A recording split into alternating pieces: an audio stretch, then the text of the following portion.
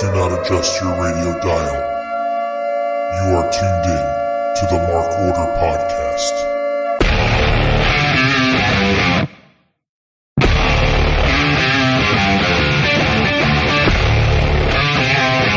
Join the Mark Order.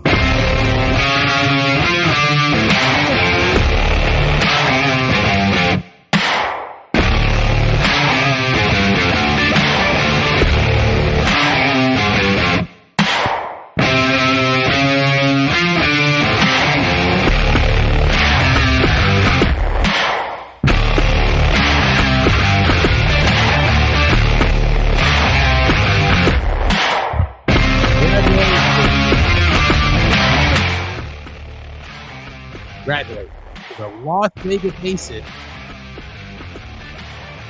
Didn't work out for the Liberty, Joe. We were literally just talking about it. That's why people come here, for hot WNBA talk. That's right. All your fake sports news, WNBA, MLB, NFL, NHL, all your fake sports. Here on the Mark Order Podcast on a Wednesday night, not a Tuesday. That threw my whole week off last week on the Wednesday. Yeah, it was weird. Never happened again. Well, Wednesday. It's the Mark Order Podcast here on the Shining Wizards Network.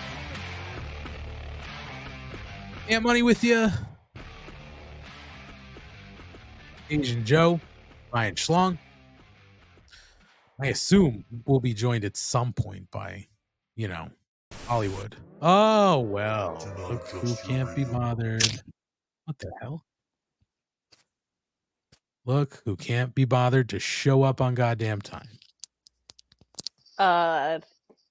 We'll see how long I make it into the show with the way my internet just... Always an excuse. The internet... God, Gold Chain Ant is so aggressive. What up to the chain gang? Why is Ryan? You gotta understand, Ant's just upset. Weird. I don't like any of this. Ant has his chain and his facial hair. Ryan has barely any beard, which is always weird because he looks 12. Only Joe is reliable on the show. It's true. Hey, you gotta understand, Ant's upset because he doesn't think Bryce Harper can play first base. I didn't say that, Ryan. Let's just remind everybody, Ryan has a revisionist history blog, and he's rewriting history in real time. I'm just quoting. Ant is a Yankees fan. The Yankees said Bryce can't play first base. I'm assuming he went with that. That's actually not what was said. What was said when he was a free agent by this fucking idiot Cashman. By this fucking idiot Brian Cashman, was that he isn't a fit because we've already got a ton of outfielders. Like Jacoby Ellsbury, Clint Frazier, Aaron Hicks. Guys that have been mainstays in our outfield for years and years and have been productive. Fucking idiot. But he did also say it wouldn't be practical to have Bryce Harper play first base. But that wasn't the main problem with him coming to the team. They were overloaded with talent in the outfield. Kate, are we overloaded with talent in the outfield? He's also not a fit for the organization, which in his defense is extremely accurate because the rest of this organization loves to lose. So it seems like there you go. I didn't think you were going that way, but yes. That is the way I'm going. Ant's internet is worse than mine. What is happening? We're in Bizarro. It is. His internet's off tonight. We're in Bizarro world. You're delaying a lot tonight. Well, I'll be right back. We'll be right back after these messages. I think the gold chain just eats up a lot of bandwidth, guys. How are you, lads? Bouncing off of. Do you have a stinger as your background, Ryan? I do. I'm very upset. You're upset? He's my boy. I know. Away. When you sit like that, Ryan, it looks like his hair is your hair. It does. And it looks like Kyle Fletcher's hair, which makes it even better. This Ryan is needs some just by the for way, men. Get a green anyone's man wig, Ryan, and it will look like you're wearing his hair. This is Sting literally in the first stages of Crow Sting when he didn't really have the face paint figured out. That No, looks like fake Sting. It looks like he has a tooth on his face. Yeah. Sting Yeah, I can see DMD. it. DMD. Whatever. So yeah, congratulations though, Ryan, because I think the Phillies are in a great position. This is not me being an asshole anyway. I think the Phillies are in a great position. They are. Me and the doctor were talking about it. They could perhaps be the most likable Philly team in any sport that I've ever seen. Based on outside observations, I'm inclined to agree because I can think of teams I liked more, but they were very Philly and no one else liked them. This is the first team where it seems to be not only does Philly like them, but everywhere else likes them too. I think it's because they just don't take themselves seriously at all. Can I tell you the moment that I realized that Bryce Harper is 100% what the Yankees team is missing? Was when he hit those 2 home runs and stared fucking daggers into Arcia. I was like, that's what this Yankees team was missing. Also a competent manager. Well, you know what? We'll never know because the fucking front office wants him to follow the goddamn, sabermetrics as closely as goddamn possible. We got Aaron Judgy is great. I'm just gonna put a Y at the end of everybody's last name to make me sound likable to the players. And this is the most excited my voice gets. I'm Aaron Boone. The fuck out of here with this guy already. Come on. Listen, I said it last year. They renewed him. They renewed Cashman when they could have let them go. They will not terminate their contracts early. They will go to the end, and then hopefully they let them expire. Because, Kate, you know as well as I do, being a Yankee fan, if you fire them midway, what does that admit? Failure. And they will not, as an organization, admit failure. So I think they genuinely are like, no, we're going to turn it around every time. At least this time they didn't get to the ALCS and lose there. But or like the ALDS and lose there. Was it 1 or 2 years ago that I think it was Cashman said, maybe it was the Steinbrenner's son or whatever, that said the league has caught up to the Yankees and we have to recognize this. And then they made everyone, no changes. But also, everyone turned their head and said, the league caught up to the Yankees 20 years ago. Yeah. Well, spending-wise, they sure did. Spending, drafting, all that. Like they incorporating analytics. Everybody else started 10 years ago. Well, the other problem though is that the Yankees just stopped finding good talent. All the talent that they thought they had was bogus. You have some guys, but like they would hang on to all this farm talent, saying, "Oh, they're the next great fucking prize," and then they never panned out, and they held on to them too long to get anything of value for them. So, just failures up and down. Cashman has outgrown his position. So time to go, but they renewed his contract. So we're stuck with him for another year or two or however many. They will not fire him. Trust me. They won't fire him. It's going to be fucking miserable. I'm already fired. But seriously, Ryan, I do like this Phillies team. And I was saying going into this round, I think your winners coming out of the National League. I did not anticipate the Phillies doing as well as they did through the first 2. I mean, last night I walked into the gym and I think it was was it 4-0 at one point? And maybe the Diamondbacks were starting to get on base and stuff. And at one point I'm in the gym and for some reason they didn't have baseball on any of the TVs. So I opened up ESPN and I was like, it's gotta be over, and it was Bottom of the ninth, 2 outs, 10-0. I was like, what the fuck happened? Amazing. Schwarber happens. It was incredible. I will say, when he's hot, he is the weirdest hitter, though, because he'll bat 200, but he'll hit 50 home runs. Like, I just don't understand the way that guy plays baseball, but it's a lot of fun. It's also new baseball, where they basically told him, strike out or hit a home run. Like, those are your two options. I mean, that's the entire Yankees team. So, we're used to that. Strike out or hit a home run. Which always shows up really well in the playoffs because you're facing the best pitching in the world. So, Mhm. And then everyone's like, wow, those Yankee bats went cold. And it's like, well, yeah, they're facing good pitching. Yeah. And they have no ability to situationally hit. You can't hit home runs and your staff can't get out. And to make things worse, you know who's at the Rangers and Astros game? Creed. Who? Creed. Why? In the box. I don't know. Are they there with arms wide open? Get the fuck out of baseball, okay? Here's what I want. I want the Yankees' success from 20 years ago, not the music from 20 years ago, infiltrating baseball. They are the Marlins Song of the Year guys. That's and they are here in Texas. Granted, legendary halftime performance in Texas. I will never take that away from Creed. My God, Scott Stapp just out there with his jersey and white girls doing aerial shit in the like. What the fuck was that halftime show? It was their opening day song. Their opening day song is a classic. Game ball, it's game. They just say baseball words, and it's a song originally written about his kid. Like that's the best part. Is he was like, I'm gonna take this song about my kid, and I'm gonna make it about the Marlins, and just say baseball words. It's not even consistent with offense and defense.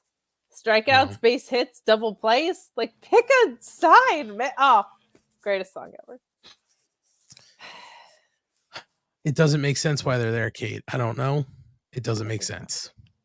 They're having a resurgence. I mean, they have the Crews. The Minnesota Vikings traded them to help them win. I'm not for this shit, okay? I am not for pretending this era of music was good because people our age need some fucking nostalgia hit. Pop punk is not good. Creed was not good.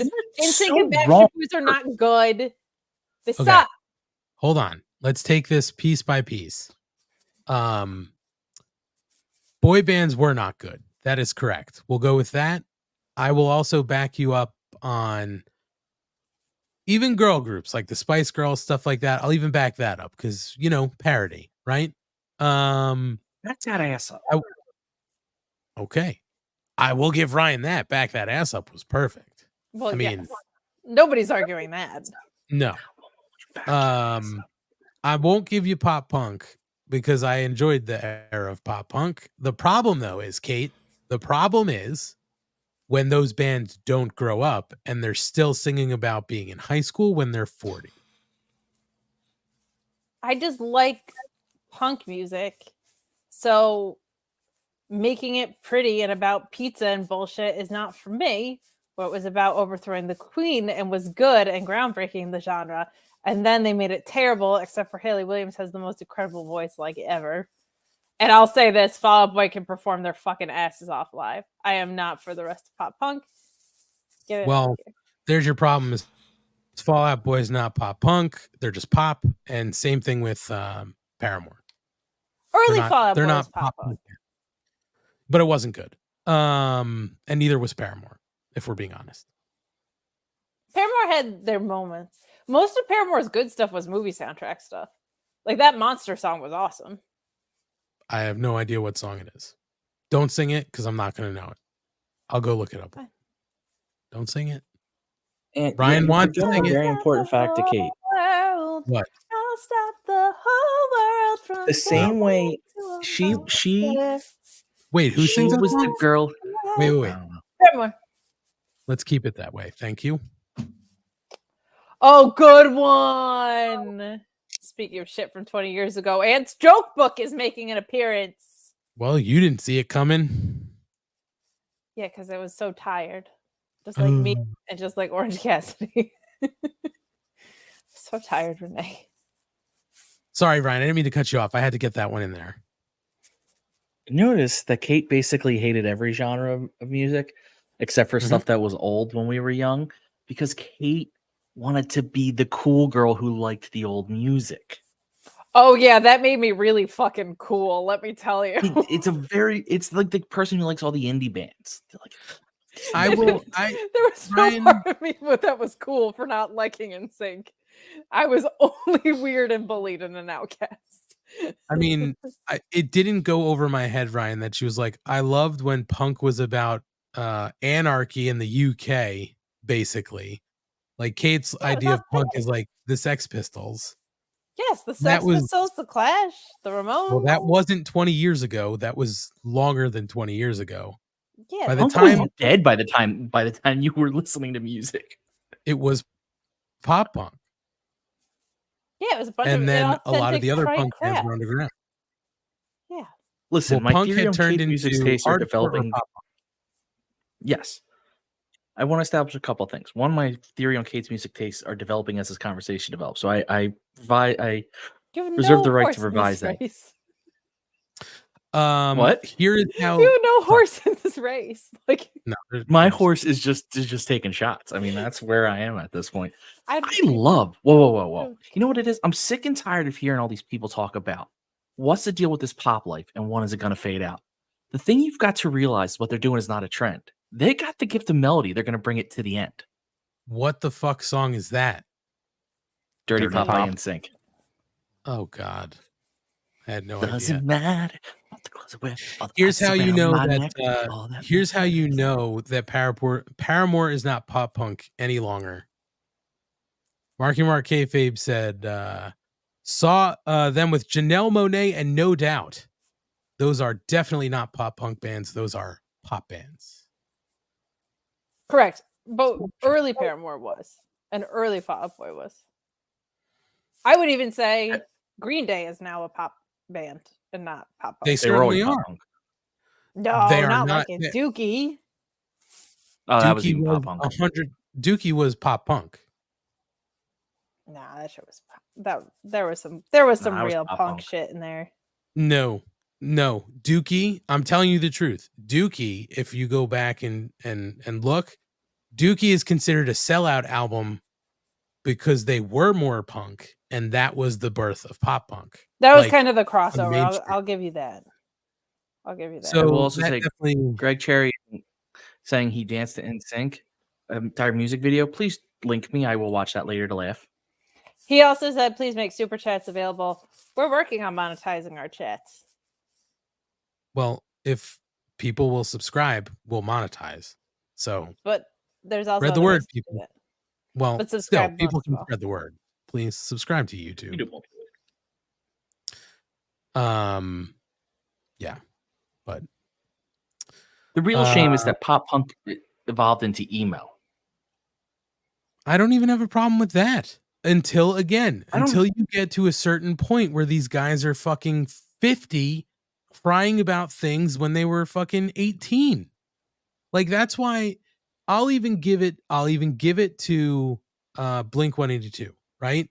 They hung on a little too goddamn long singing about high school and their high school fucking girlfriends, but they did at a certain point stop that and then evolve their sound and stop singing about when they were in high school and fucking going to the basketball or football games and blah blah blah blah blah. They fell in love with the girl. Eventually, she said what? And they told her that they didn't know. They suck. Yeah, that was about Parker's a good drummer, but other than that, and I feel like you're just talking about Simple Plan without talking about Simple Plan. No. Simple Plan. Or the we starting talk about line. Wrestling. I'm so sick of talking about pop just punk. thought about when you were gone. And sorry, Kate's too cool to talk about pop punk. Ted, she needs to talk about very anarchy long. in the UK. Hell yeah, I'll talk. You want to talk about the Clash? I'll talk about the Clash. Can we talk about Creed? Nobody's saying they're anything. The one. No. Kate, is anarchy in the UK? Who is that? The Sex Pistols. Okay. Because you said the Clash. No. I was just in general saying I would rather talk about the Clash. I hate the Clash. I do not like the Clash. Let's stop talking about music. I already had the worst week ever. I like the Sex Pistols. Sex Why? Pistols are great. Because I got fired on Friday. What? Oh, Yeah. you should have followed the rules, Kate. No, just kidding. We talked about this. We talked about it at know your rules. That's right. You better know your rules. I didn't get Yeah. in my sleep though, so that's good. I'm teasing. Here was about my 12 hours from Thursday to Friday. Okay, about halfway through the ROH show, I got like a migraine down the front of my fucking face. It was awful, and I felt like shit. And I was like, "This is not one of those like cute little migraines where I take a leave and it goes away. This is a Kate is gonna puke for the next 2 days thing." And so I called out of work. I was like, I have to at least take a half day on Friday. And I didn't feel better. So what I did was went and got myself some Excedrin migraine because I only had regular in the house. And on my way back, I blew out my tire. And I was like, what a fucking day this is. Can't get much worse than this. And then, even though I was out sick, I got called into our virtual office to get fired. And the reason they fired me was for not citing enough sites to our publishing side of the business, which my direct manager said was 15 to 20% of my job. But you did get an award at work, right? We talked about this. Not here, but Yeah, we talked. I got. You got an award for like being a business quarter go. Yeah. And they were like, I got put on a performance improvement plan a few weeks ago, which was supposed to be 30 days long. And that was 7 weeks ago. And they brought that up. And I was like, but I did everything on the performance improvement plan. In fact, the performance improvement plan, 70% of what was on there was stuff I was already doing. So they just are. I was looking for a way out anyway. So I'm not like, oh, what a sad happening in my life. Like, I'll find something better, because they were just a fucking mess. They've had people turn it over left and right. But it just sucks. And I was like, you did not need to call me in on a sick day to do that. It was not like I stole from the company and you had to urgently get rid of me. I had my head in the toilet every 2 hours, puking my guts out. It was a Friday. It was a Friday, right? You said? Yeah, Friday the it was 13th. also the end of a pay period. I get what they were trying to do, but I'm just like, Jesus Christ. But they got their heads up their ass in every way. So, hey, you know your real mistake? when I first started there and was like, why is the turnover so high? This place is great. Well, was that my first mistake? That's legitimate. That was your legitimate mistake. But your second mistake then is just not always having a giant bottle of Excedrin migraine around. I would say probably largely because of this job over the past 6 months, I went through that Excedrin migraine bottle a lot faster than usual. So I always make sure I if it gets like halfway done, I get a new one right away. It's a wise call. I should have had a backup. Well, Kate, I'm sorry to hear about that. Thank you. It was a very spooky Friday the 13th. Bunch of dumb shit happened. But I know what'll cheer you up over the weekend. And answering this question. And do you have a problem with the Beach Boys still being called boys, even though they're 80 now? I don't acknowledge that they're still a group. They're a oh my God, I can't think of the word. They're a nostalgia act. They don't put out new music or anything like that that's worth giving a shit. It just does not have those good vibrations. I love the Beach Boys. I'll be one of the token. I think Pet Sounds is one of the best albums that's ever been written.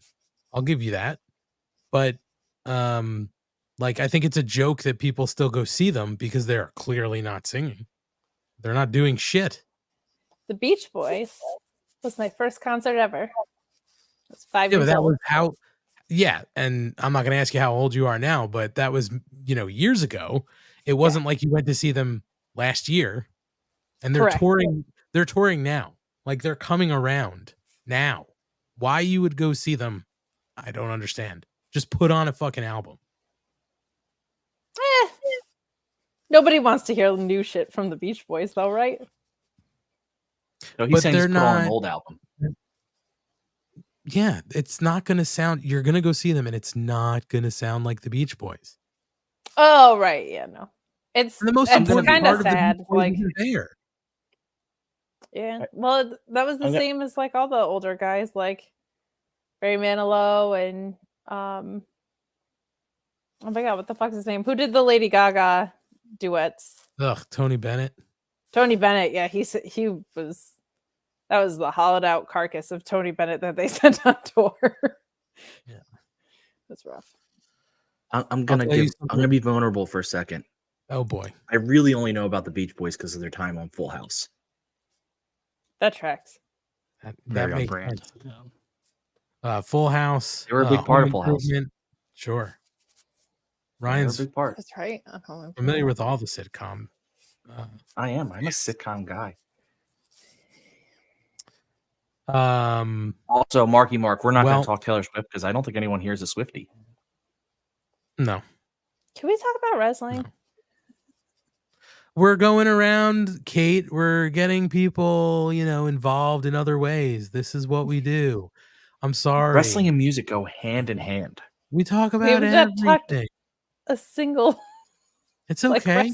You just told us what went on with you. We're sorry. We feel you. Sorry. Well, I'm cranky. Well, don't be cranky. And I don't want to talk about pop punk anymore. We're not. I'm trying to move us on. We're trying to move us on. Ryan, how are you? The Phillies are doing great. They're good.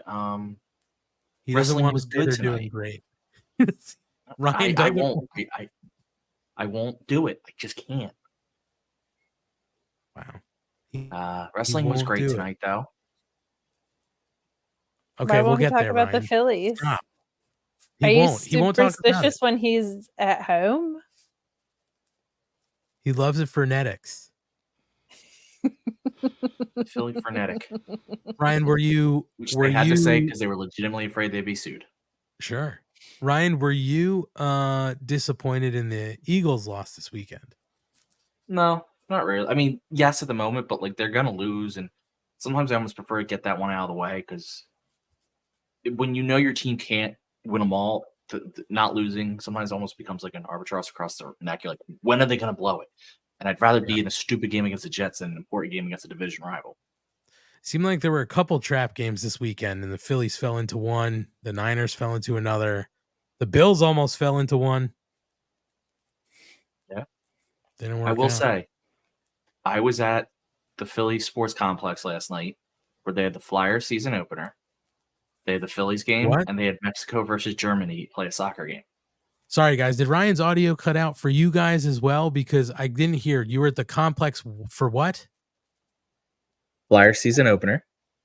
Oh, okay. The opener. That's right. Yep. The Phillies game. And there was a soccer game between Germany and Mexico. They estimate somewhere between about 135,000 people attended, all three total, which means there's probably 150,000 people there. And they were all Flyers were at 6, and the other two were at 8. Yeah, that was lovely. Wow. Not well planned. No. Are you going to Dynamite next week? Yeah, I was gonna actually ask about that to the fellas. I mean, I'm not. Ryan, are you going? You're closer. I think I might be if Kate's going. I probably will. I'll probably end up going. What the fuck else do I have to do? It's not like I've got work the next morning. Get a goddamn job. That's what you got to do. No, Get out there and figure that out. Get out there and hit the pavement, Kate. Be a functioning member of society. I don't know why Ryan's continuing to sing. I don't know either. It's the offspring. No, why don't you get a job? I'm sick of being a function. I just want to get paid to be a sleepy little girl. That's all. Somebody give me a salary to just be a sleepy little girl. I can tell you how to do it, but you've said no consistently. I'm not doing foot pics. That's not the same thing. Ryan, we had an extensive discussion at Grand Slam in the parking lot. It was so extensive. It was. This is also the best you've sounded, Kate. Bent over right now, you sound the crystal clearest you've ever sounded. Why is everybody picking on me with bad music and all my sports team sucks and my audio sucks? No, your audio sounds great right now. Talk now. Hello, hello, hello. You sound better now. Now sit up. Hi. Now talk. You sound so far away now. Well, I'm sorry. I'll do the whole show with my head down. Is that better? I'm just saying it's No. so weird. No, it looks much worse. There are definite photoshops that can happen You if you do that. guys and my life are picking on me. What? Okay. Well, Joe, how was your weekend? Pretty uneventful. Not as eventful as these other guys, huh? Apparently not. We have blanket and the Phillies homer, and yeah, mine just spent doing stuff around the house. I went and saw 10. How was it? Very sigh. I don't know. It Okay. was fine. Sorry. It was weird to you're supposed to kind of back Jigsaw in this movie and kind of root for him. So it's kind of weird that way, but you know. But what else are you gonna do at 10:30 in the morning on a Sunday? Well, that's very true. It's very Go true. to church instead of seeing death, you heathen. Church. Yeah, wasn't there a 10:30 mass every Sunday? Or was it 10 o'clock? It was 10 o'clock mass. There you go. I'm not Catholic. I know. I Wish don't I care. were. I don't go anyway, but it just fit the theme. Yeah, Joe, I haven't seen the Saw, but I heard that they were supposed to bring Jigsaw back. And you know, I'm not asking you to give anything up, but it's just a weird premise because I don't know, he's been dead. So, Ant, are you saying you're puzzled about Jigsaw? No. You know what I have to watch for the movie podcast I do? I don't know. I What? feel like Ant might know it, but I don't know if Huh? you guys will. What, go Frankenhooker. ahead. Oh, God, yeah. I know guys the know name. about I never saw the Frankenhooker? movie. Never saw I it. feel like, not to be like too inside, because this is even inside of the other fellas on the stream, but I'm like, Jamie would know that movie. Jamie would know that movie. Jamie would absolutely know that movie. That is nice for Kate, though, to just drop like, oh, by the way, I've got a movie podcast. Have you guys ever been invited? I haven't. I love movies. I watch movies all the time. I'm not the one that hosts it. Mm-hmm. I get paid to Mhm. watch It is- movies and talk shit about I don't them. even need to get paid. I would just talk about movies. I don't think I've seen that whole movie. I think I've seen just clips online.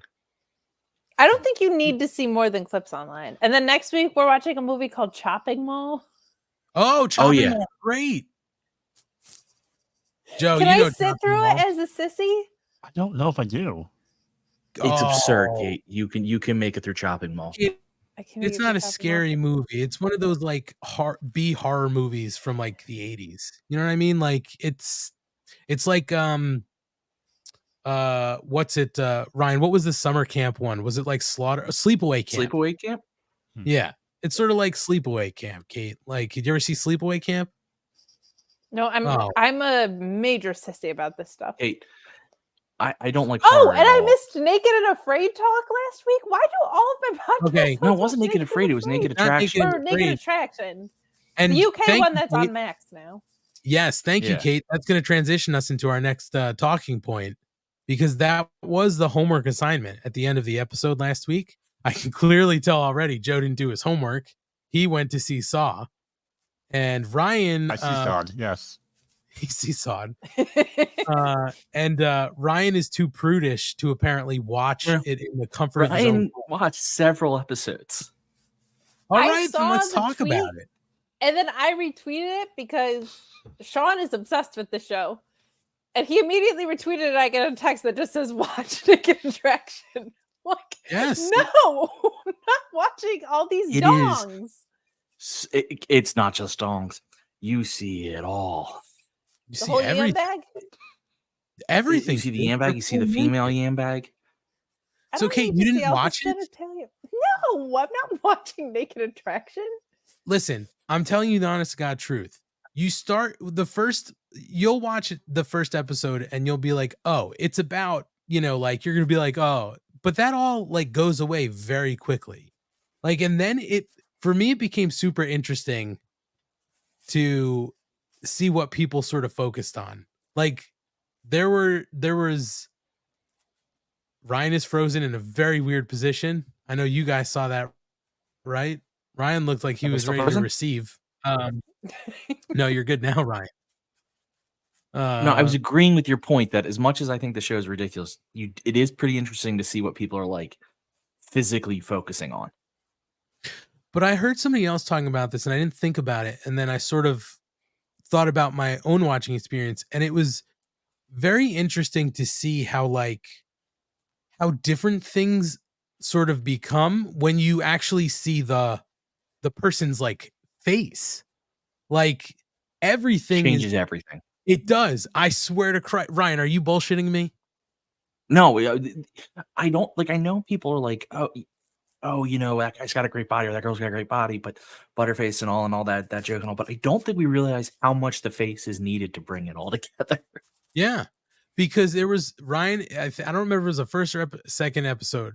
There was a girl who was into both girls and guys. So they had she had very short hair. Right.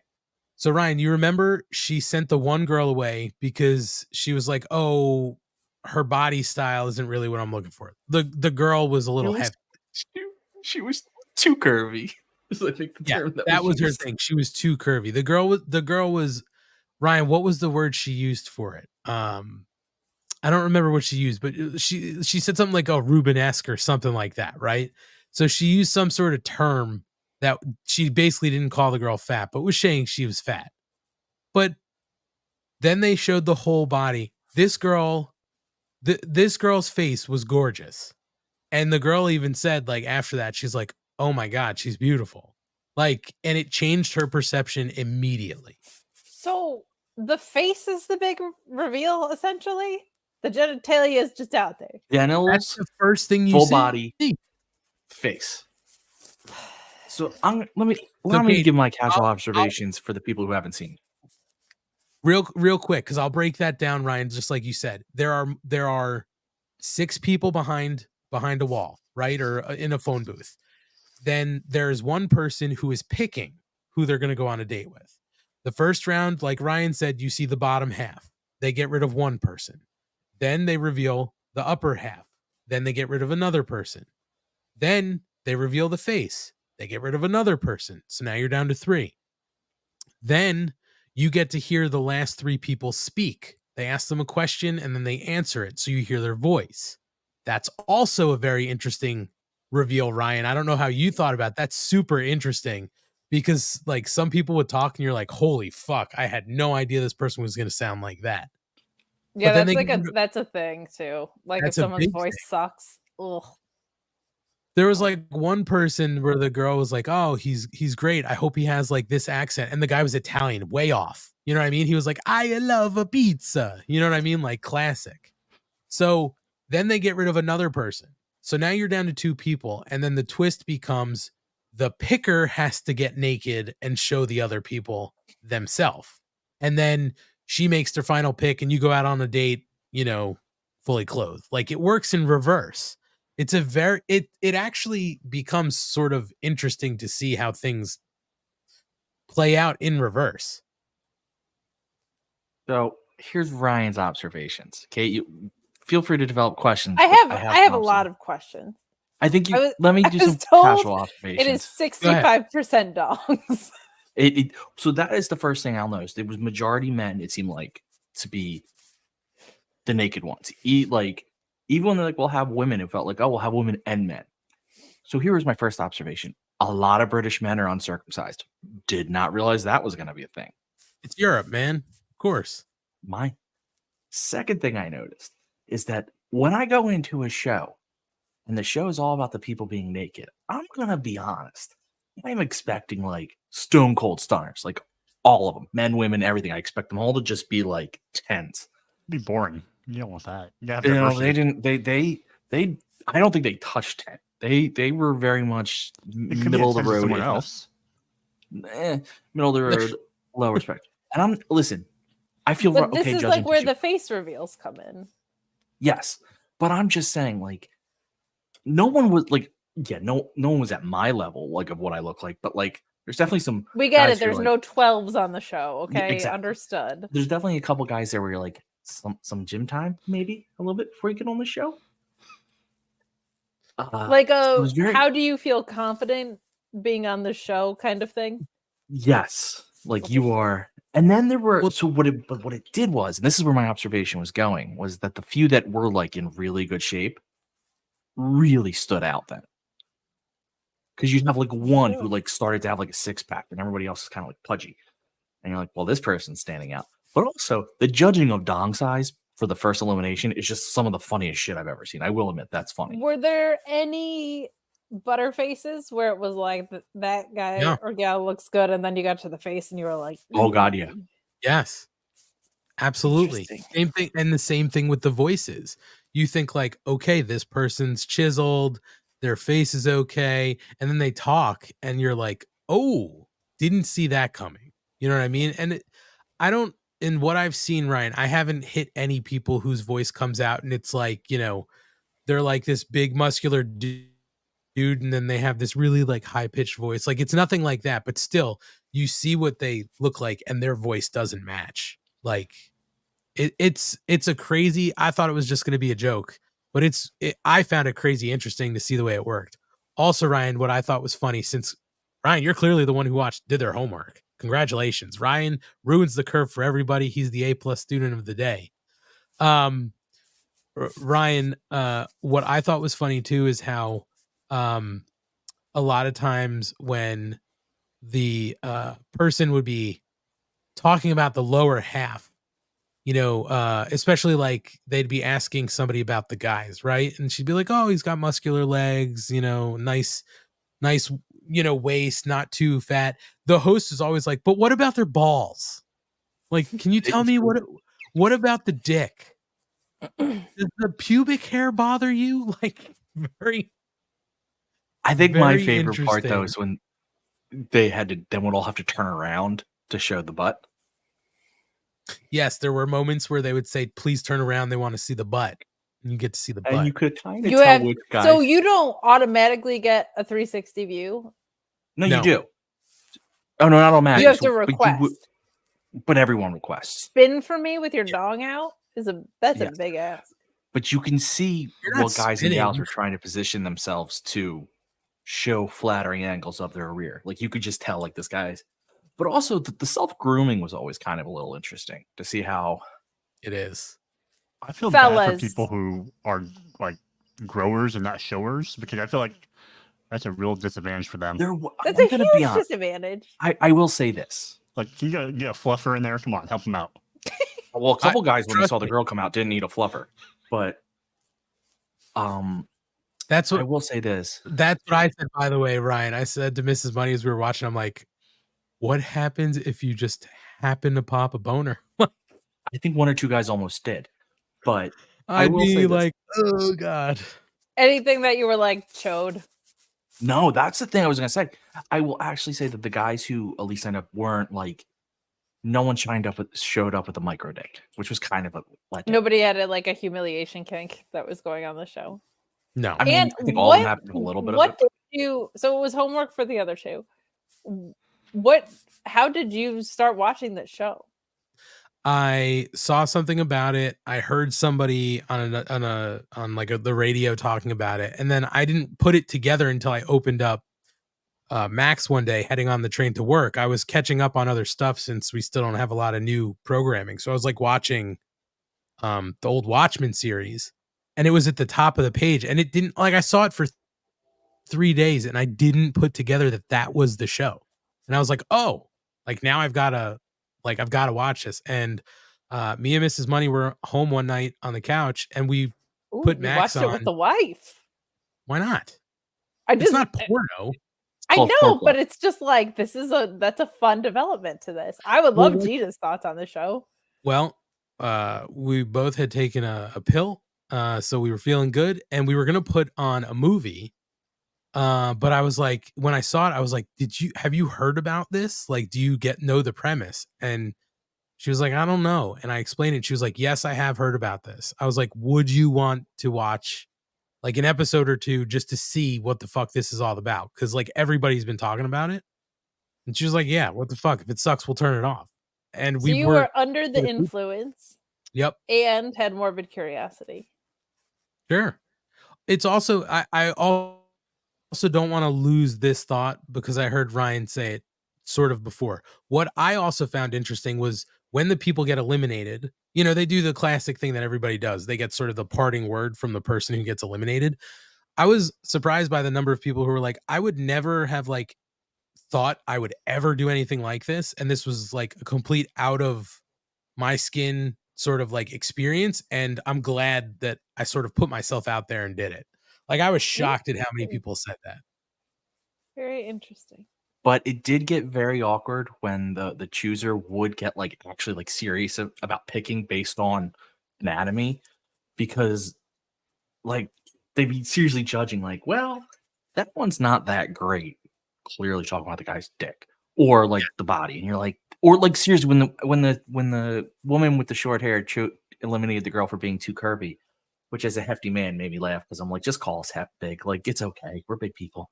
But it was awkward because you're like, kind of feel bad. Like I don't want anyone to be like embarrassed. But luckily, her face was so pretty that it was like, oh, never mind. If this girl wasn't on a show that cut off half of her at a point, she would be beautiful.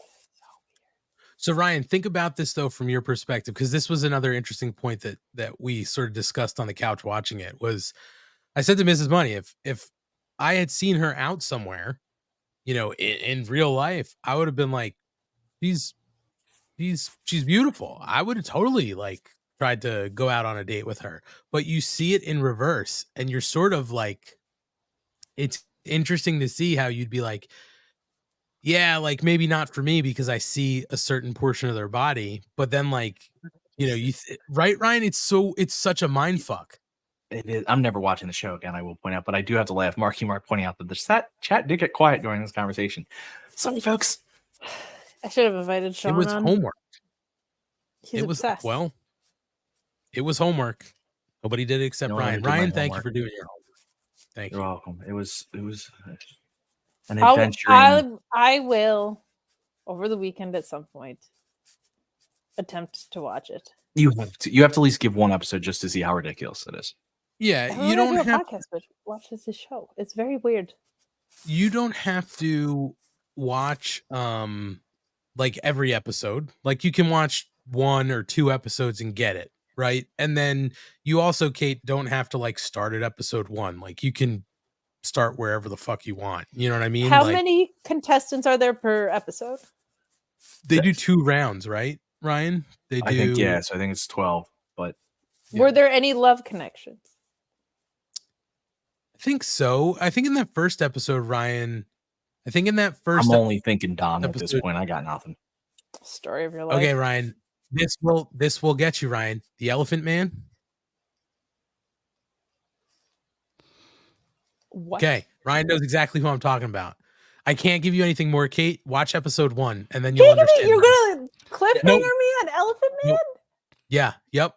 So Ryan, that was a love connection. Remember, they asked them afterwards. They went on their date, and then they sort of got back together.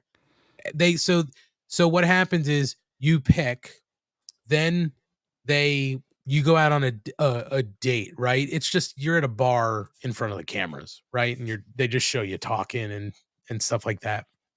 And then they sort of are like, you know, 4 months later, and then they bring you back together like on a couch. Okay. And I think Ryan, that group was like, they asked them like, do you think you guys want to see each other more? And I think they were like, oh yeah, like we get on great. You know, we've seen each other a bunch more. You know what I mean? So it seemed like that was a connection. I think even what if someone got married? Girl, like how do you explain that to your? What if they had a family? Like, mommy, how did you guys meet? Well, I saw his dong first. Yeah, I picked him because he had a great dong. He was the and only then one who I saw his midsection, and I was like, also decent. And then I saw their face, and I was like, nice face. And then I heard their voice and was like, all right, sure, it'll do. The one. Listen, I don't know if it would go that far, Kate, but give it a watch. Love to get your thoughts on it. This all sounds like really good watch-along content sometime. Well, you know, we'll get there at some point. But I can say this, as you mentioned, watch along. Kate said under the influence before. That also reminds me, for those who don't know, as we get into wrestling talk now, there is a Collision Saturday night. There is Battle of the Belts immediately following Collision Saturday night. I have taken it upon myself. We're going to do a bonus show. Now, I can't speak for everybody in this chat or in this podcast right now, but I threw it out there the other night. It's going to happen. We're going to do a watch along for Collision and Battle of the Belts, where we'll talk about Battle of the Belts a little bit later, but likely nothing's going to change hands. However, the whole catch to this is because we did it. We actually did it Saturday night. We're going to do an under the influence watch along Saturday night. So, we're going to be on slightly under the influence. I'll be on. Mrs. Money will be joining.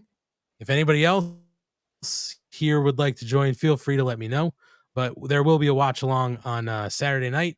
We'll probably start at like 7:50. So we're on and, ready to go for the 8:00 start. And then we'll go through Battle of the Belts. So we'll just watch along. So mark your calendars. We'll get it out there. We'll remind you guys. Anyway, what are you going to be under the influence of? I'm going to take a pill.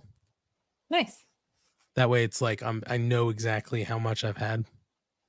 Well played. I didn't know if it was going to be but you're not on the as much anymore. No. And the pills don't make me too goofy.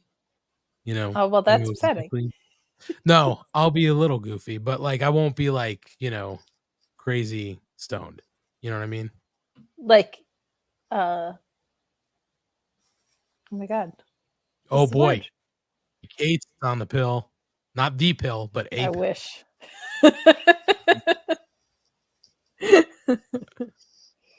Irresponsibly. You won't be irresponsibly high. That's right. So yeah, that'll be the hook of that show. So be sure to tune in. We're gonna, if nobody else here is gonna join us, we're gonna look maybe to see if anybody else wants to join.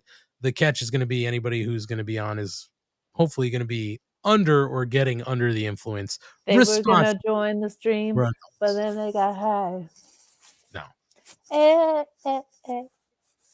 Because I got high. Because I got. I will say that I'm not gonna be like smoking on here, so you're just gonna have to take my word for it. Ant was gonna judge some naked bodies, but then he got high. I was able to do that perfectly fine while I was high. I also go with the song. I was also texting you guys Saturday night during Collision. I was high, so I thought I was perfectly fine, so I can conduct business. I'll be good. I'm looking forward to it. I know you are. Anyway, guys, should we talk a little bit of wrestling before we get to Dynamite? I guess. All right. Well, quickly recapping Rampage. Admittedly, I did not see Rampage. Danny Garcia, Daddy Magic, and Angelo Parker defeated the Hardys and Brother Zay. Jay Lethal defeated Trent Beretta. We had Ortiz and Santana confronting each other backstage, so they're working that into a shoot. Sky Blue defeated Emi Sakura, and somehow Emi Sakura still got a match tonight. We'll talk about that. Chris Stat versus Sky Blue for the TBS title was added for a Collision and some other stuff. And then it was time for the main event. Claudio Castagnoli and Wheeler Yuta defeated the Gates of Agony. And then that was the end of that show. Don't know if you guys have anything to say about Rampage. I did not see it, so I don't have any comments. Nope, we're going to pass. I just don't care about Jay Lethal. I'll just put it that way. Why? Jay Lethal's so great. Is he? I mean, he's got the right people in his corner, I guess. Like, can we just have ROH titles defended on ROH with ROH talent? No, we can't. Listen, I understand Jay Lethal has deep running ties to Ring of Honor. He's not fucking on Ring of Honor anymore. He intentionally left Ring of Honor, in fact, to join AEW. If he's competing for the ROH title, get your ass back in Ring of Honor and work Saturdays. Thank you very much. That's all. I don't disagree. I am a big proponent of have the Ring of Honor titles defended on Ring of Honor.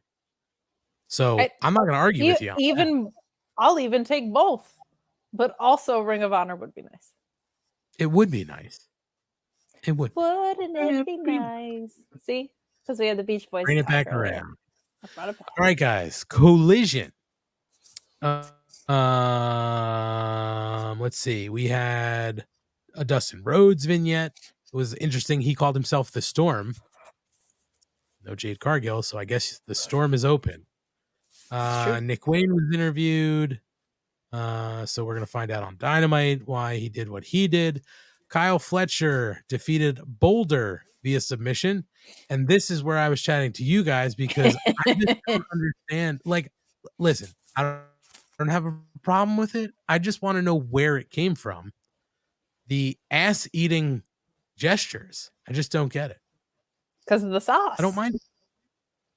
Well, you're eating sauce out of an asshole? Kinda, yeah. Okay, that's fine. I'm going to eat a piece of cake in honor of Boulder. Please Wait, do. for realsies, you got cake? Good for you. Oh, that's right. I can clap and no one can hear it. Is it Asian Joe's birthday? Not until January. I didn't think so. Yeah, rando cake. I You love just it. got cake around? I bought some cheesecake. Nice. Ooh. Good for you. You know what? Paulie from Rocky died. I thought he's been dead for a long time. I'm gonna be honest. Collision. The Acclaimed get interviewed by Paquette. Max Caster's way too thirsty. We'll get into that a little bit later. Sky Blue versus Chris Statlander. Chris Statlander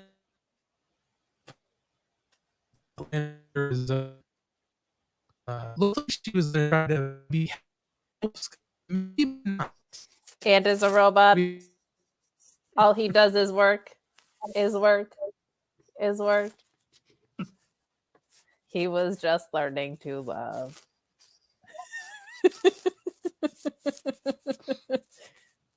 Okay, so Chris Stat defeated Sky Blue. And then afterwards, there's some debate as to whether Chris Stat was going to attack Sky Blue or maybe help her up. Regardless, Willow Nightingale comes to the ring to tell her to go away. What I also love about this, I don't want to forget this, that's why I want to mention it, is the slow burn on what's going on with Sky Blue because she's got that drippy eye makeup. She did get misted in her face. Also noted that Willow Nightingale had some drippy eye looking makeup on. She also was misted. So not sure if I know what's going on here, but I don't hate it. The House of Hearts, baby. We could call them Queens of the Black Throne. I'm in. I got my nails done all black. Can I join? Very nice. Did you get that done in memoriam? I just wanted spooky nails for Halloween. I had mine done black for vacation. Nobody misted me. Nobody misted you? We can make that happen. I can. I'll come out with next week. I'll have ridiculous eye makeup on. Whoa. Easy. Uh-oh. She poked herself. No, my contact went all weird. Let me see. Kyle Fletcher had some time. We had Los Ingobernables video. Keith Lee defeated Turbo Floyd via pinfall. There was a I will tell you guys this, and I didn't think it was a terrible request. Mrs. Money said she would like to know if she can buy Turbo Floyd's pants, which made me think, like, why wouldn't they sell those in their pro wrestling tee store, right? It's true, they should. Sell them as sweatpants. I bet you people would buy them. It'd be a lot of fun. I would. Miro wanted to say a few words, so we hear from Miro. He said he's going to destroy any man who wants who wants to come for his woman. Christian Cage versus Bryan Danielson. And that is for the TNT Championship. Well, I thought it was going to be audible. Sorry, Kate. That's why I got quiet. Christian Cage winds up defeating Bryan Danielson to retain, the TNT Championship.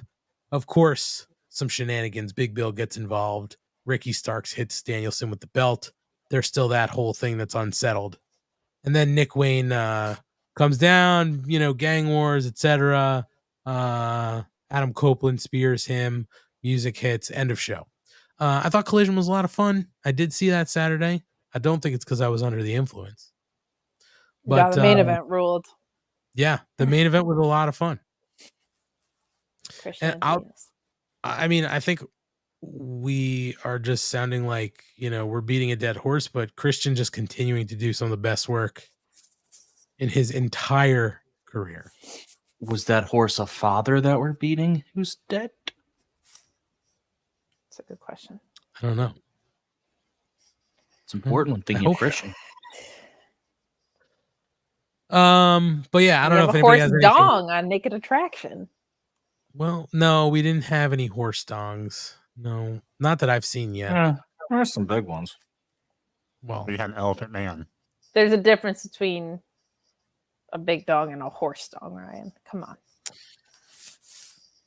Joe and Kate, if you guys want to know about the Elephant Man, just watch episode 1. First half. Anything they want to call out about Collision? Ryan's doing an elephant. No.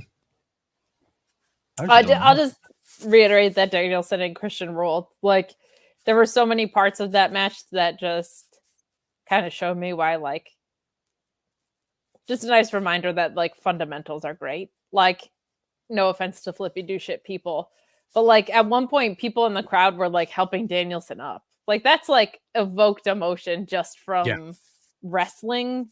And that's just always, to me, like, the best part is that piece of it, of just, like, wrestling itself being the thing to get you so, like, gripped on. So just, like, I don't know. That was just a really nice, simple, fundamental match that just showed you, like, man, this shit is so clean and easy. It works. It works really well. I will also say that I liked the hell is her name now? What is Lana's name now? Hot and Flexible. I like that Hot and Flexible. CJ Perry was her acting was so genuinely excited that she was going to have a client in Action Andretti, and Miro found him within like 15 seconds to ruin it. It was just hilarious. I 100% totally skipped over that, and I apologize. That was maybe one of my favorite parts of the show. I'm sorry, Ryan. Thank you for bringing that up. Yes, the CJ Perry interview, and then Action Andretti coming in and introducing himself, and then Miro in his interview dragging Action Andretti in to basically say, I'm going to make an example of him, that I'm going to destroy anybody who's coming for my hot, flexible wife. Just chef's kiss. Perfect. I love it. She sounded very natural on the mic. Like, she sounded great. I was excited for her presence on the show, for sure. Like I said, her enthusiasm when after Action Andretti left, and she seemed so excited that she was going to have her client, was so well acted. Like, I'm not even being, like, it was really well done, which just made Miro kidnapping him and beating him up 15 seconds later all the better, because it worked. It's really a good story they're telling. Yeah. R.I.P. Action Andretti. That was a ton of fun. Well, you never know, Kate. He did beat Jericho. And we all saw where that didn't go. I mean, he did beat Jericho and then works randomly in ROH sometimes.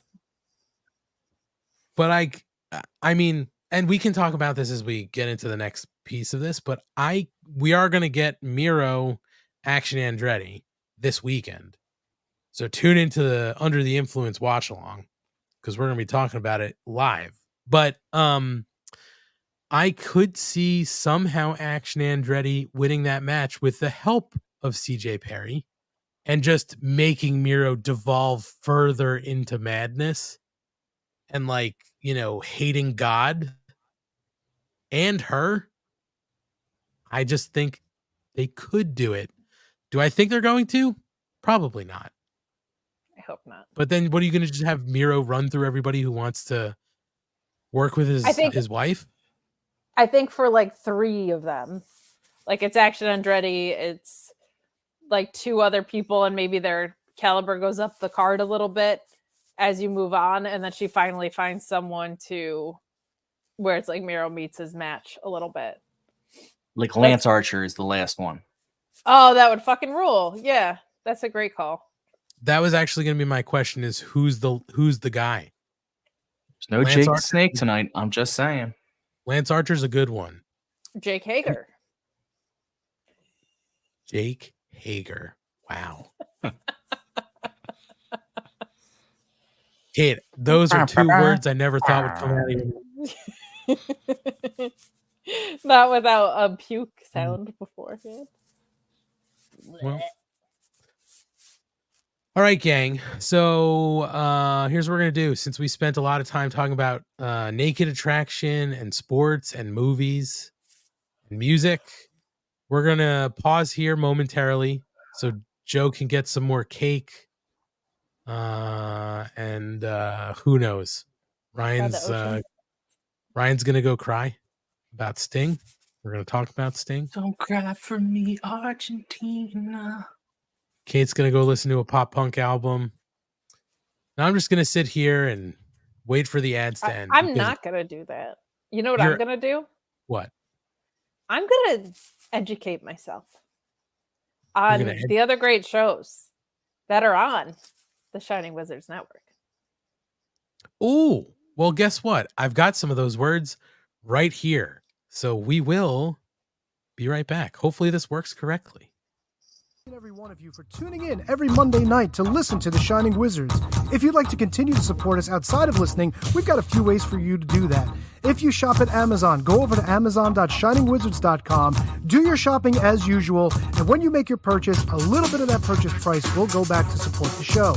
If you like to wear t-shirts, merch.shiningwizards.com will take you to our Pro Wrestling Tees store, where we've got over a dozen great designs from over 11 years of professional wrestling podcasting. You can become a Patreon supporter at patreon.com/wizardspodcast, where each and every week we call out your name as one of our show producers, and the more you support us, the more things that you're entitled to receive, and believe me, they are fantastic. If you can't support us monetarily, if you don't shop at Amazon, that's absolutely fine. Continue to listen to us wherever you listen to us on the World Wide Web, and make sure you like, rate, review, subscribe, do all that good stuff. Doesn't cost you anything, helps us out, and we can continue to bring you the love fest that is The Shining Wizards. What's up, folks? It's your boy, the Impact Player, Mr. Philly Ray, inviting all of you to check out the Turnbuckle Throwbacks Wrestling Podcast. Join us as we cover all things current in the world of pro wrestling, as well as paying homage to the old school, the Squared Circle. So listen in and find out why we are the recognized symbol of excellence in sports entertainment broadcasting. Find us on all social media platforms and anywhere you get your podcast from. And as always, we are the proudest members of the Shining Wizards Network and Rant Entertainment Media. Are you tired of being lied to every day by the mainstream media? Do you want to know what's really going on in the world? Do you want to make up your own mind about things and not be told what to think or say? Then listen to Inconclusive Breakdown, a weekly anti-PC look at the world of entertainment and current events, brought to you without censorship or filters. You can find us everywhere you listen to podcasts, BitChute, and on ShiningWizardsNetwork.com. And also, we're a proud member of the Shining Wizards Network. Got 30 minutes to kill? Come check out 30 Screams or Less, where we review a horror movie in 30 minutes or less. We cover new movies and old ones too. We'll give our honest thoughts on the movie, good or shit, as well as a rating of each one that we watch. New episodes weekly, available on the Shining Wizards Network and wherever you listen to your favorite podcasts. I'm Steve. And I'm Corey. Come check us out at 30 Screams or Less.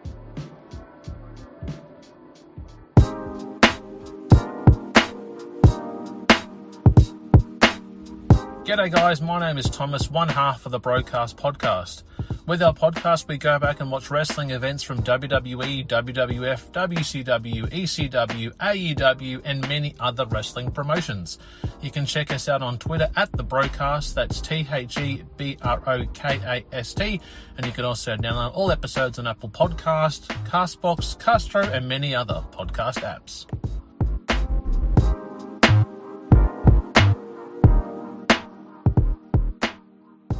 You like your music heavy? Then check out Radioactive Metal on the Shining Wizards Network. For over 16 years now, Radioactive Metal has been one of the longest running podcasts. Over the years, we've interviewed some legendary metal acts, had some awesome discussions, and cranked a hell of a lot of tunes. So join your cool Uncle Snowy and his co-host Aaron for the audio mosh pit that is Radioactive Metal here on the Shining Wizards Network. Well, the action is underway!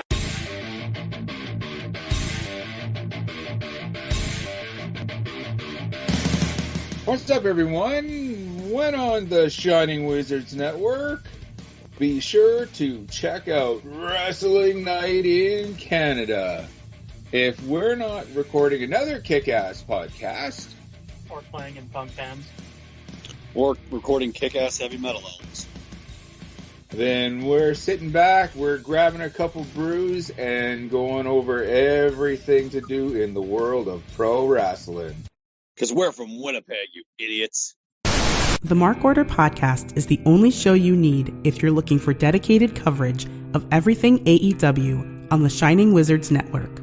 Join us live on YouTube every Wednesday night at 10:15 p.m. Eastern after Dynamite to chat along with the show.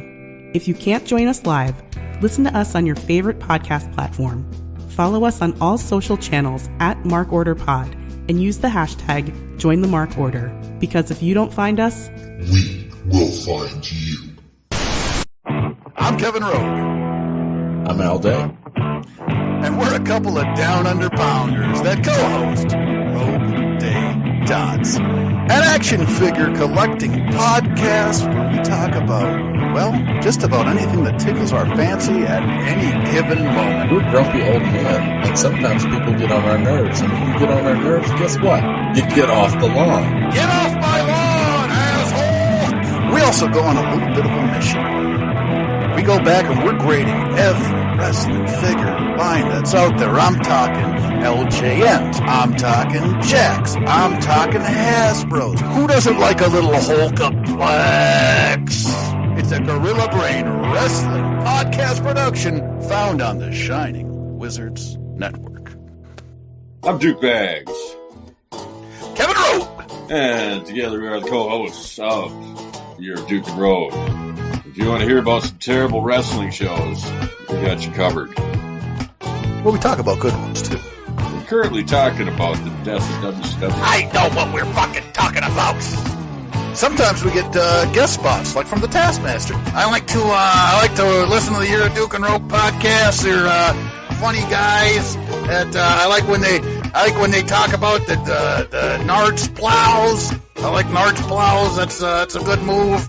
And I like the Dungeon of Doom. You know, sometimes I call my butt the Dungeon of Doom. Thanks, guys. Yeah, Oklahoma. Let me tell you a little bit about my favorite wrestling podcast. All right. It's a podcast with two men, Duke Bags, Kevin Rowe. They talk about professional wrestling. It's a man's sport. All right? And who better to talk about a man's sport than Oklahoma? And once in a while, Vince Russo stops by. Oh, you piece of shit! If you're not listening to the Year of Duke and Rope podcast in the back with the boys, you piece of shit, I don't know what you're doing. It's, you gotta slide one in there. If you're a man, you're talking about something only a man can do. You're talking about sliding one in there. Bro, take the time to slide one in there. All right, bro, you piece of shit. Slide one in there. A Gorilla Brain Wrestling podcast production that you can find on the Shining Wizards Network. All right, we're back.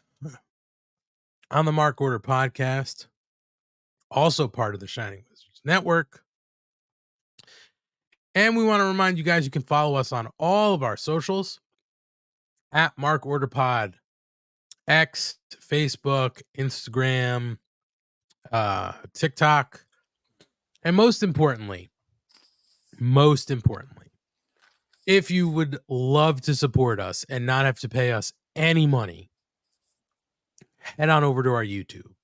Go on over to our YouTube, youtube.com/MarkOrderPod, and hit that subscribe button. We are trying to get us up to 500. I think we're in the high 300s right now. So if you're not subscribed, please, the least you could do is head on over. I have a question for you. Yeah. Would you say that you appreciate the support of people who do that? I do. Okay, I just want to make it abundantly clear. I expect it. Oh. Okay. I'm seeing a lot of familiar names in the chat. Thank you for the support. I appreciate the carryover support. Mm-hmm. But like, oh, we appreciate it so much. Kind of, I guess. It's kind of the least you can fucking do. Okay? It's the least you can do. I'm so sorry. I'm not sorry. Hold on. Hi, Jesse Ozog. How you doing? Jesse's been in here. I'm sorry. I was looking at other things during the commercial and not looking at the chat. Jesse came in before commercial. The point is, I'm prepping. Sorry. Go ahead, Kate. I didn't mean to cut you off. it's okay. It's mostly Ryan's fault. It is. I expect, I demand, I need you to guarantee that you are subscribed to this channel. Because if you're not, much like if you don't buy a t-shirt, you don't support women. And this is even worse because this is free. Takes about 2 seconds to do. You just have to click the subscribe button. And I swear to God, if you don't fucking do that, I will find you. Oh, God. And I will have a stern talking to with you. Okay, I'm not going to throw From a physical distance. violence. That From would a be distance. ridiculous.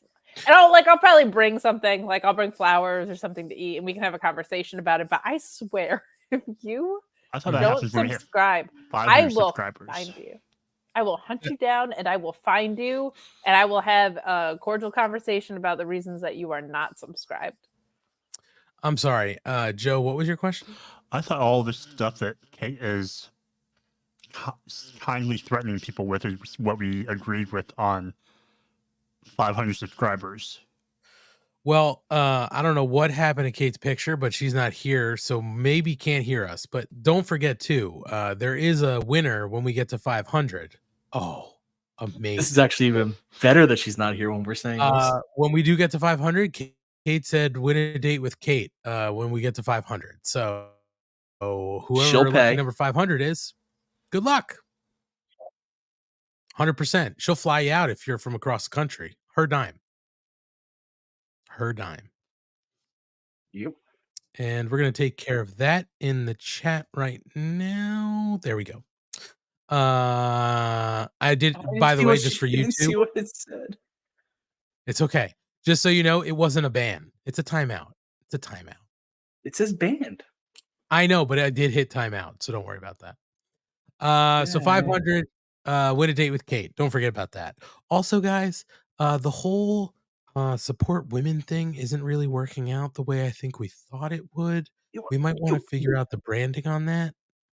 The fuck though? She goes, "Hey, I want subscribers on mine," and passes us within a day. Well, yeah, I mean, there's a lot of simps out there. So I get she's it. on our show too. You can simp here as well.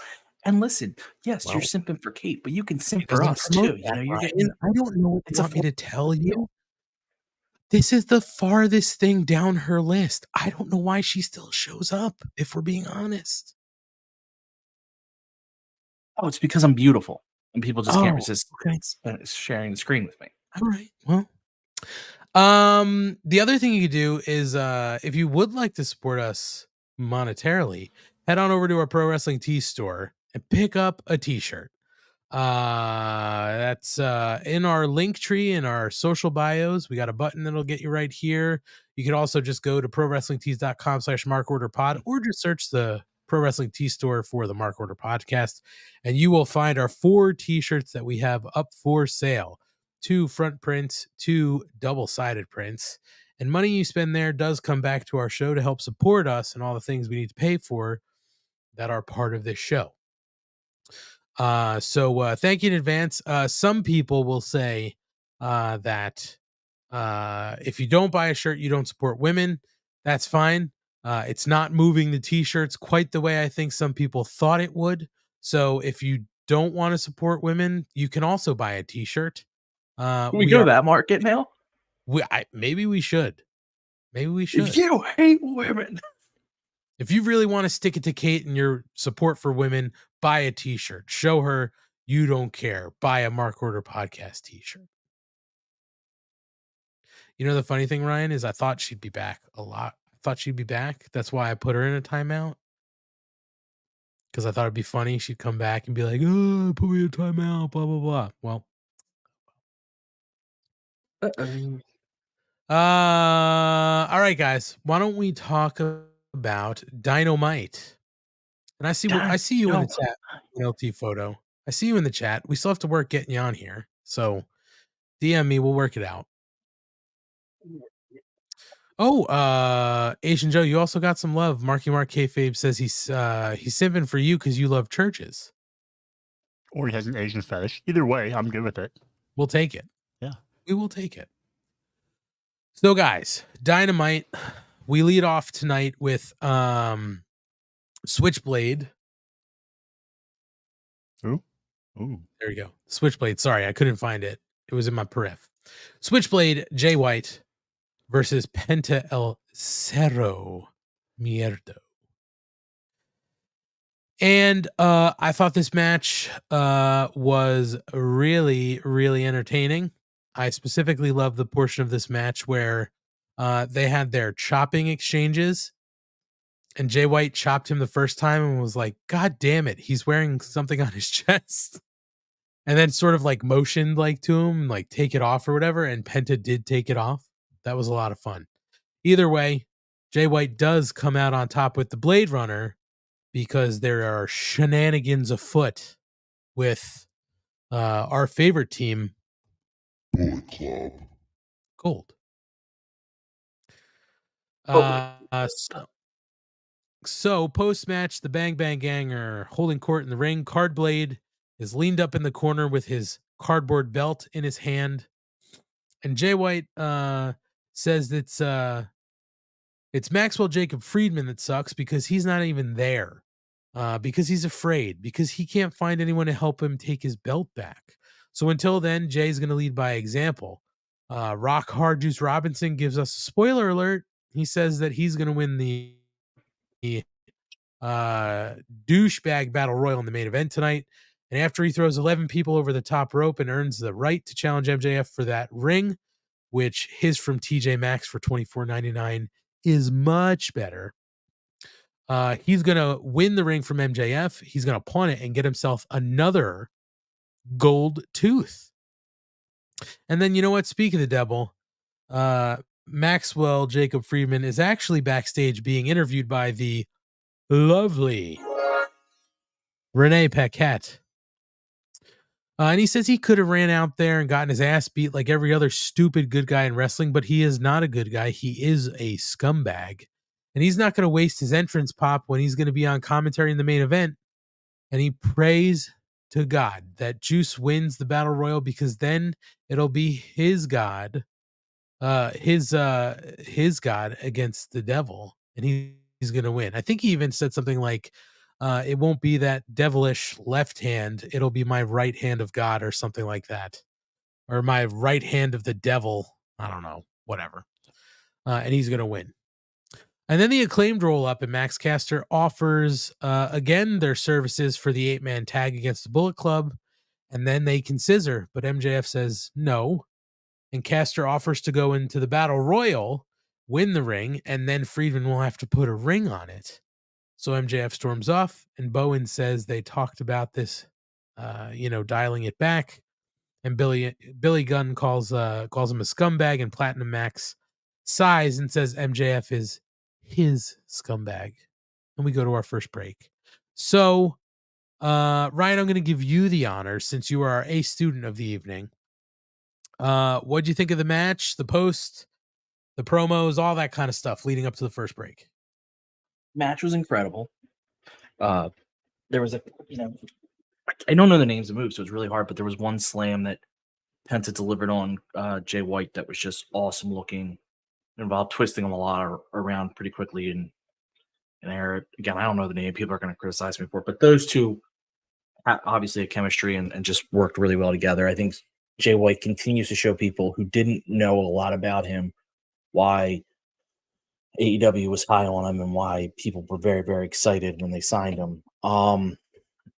The promos, Jay's was fine. I mean, I think that's the weakest part of his game, and he's probably better off in serious feuds where he can just be a little bit more straightforward with his threatening. But it's balanced by Rock Hard Juice Robinson being absolutely hilarious, never pronouncing his, what was it, cubic zirconium?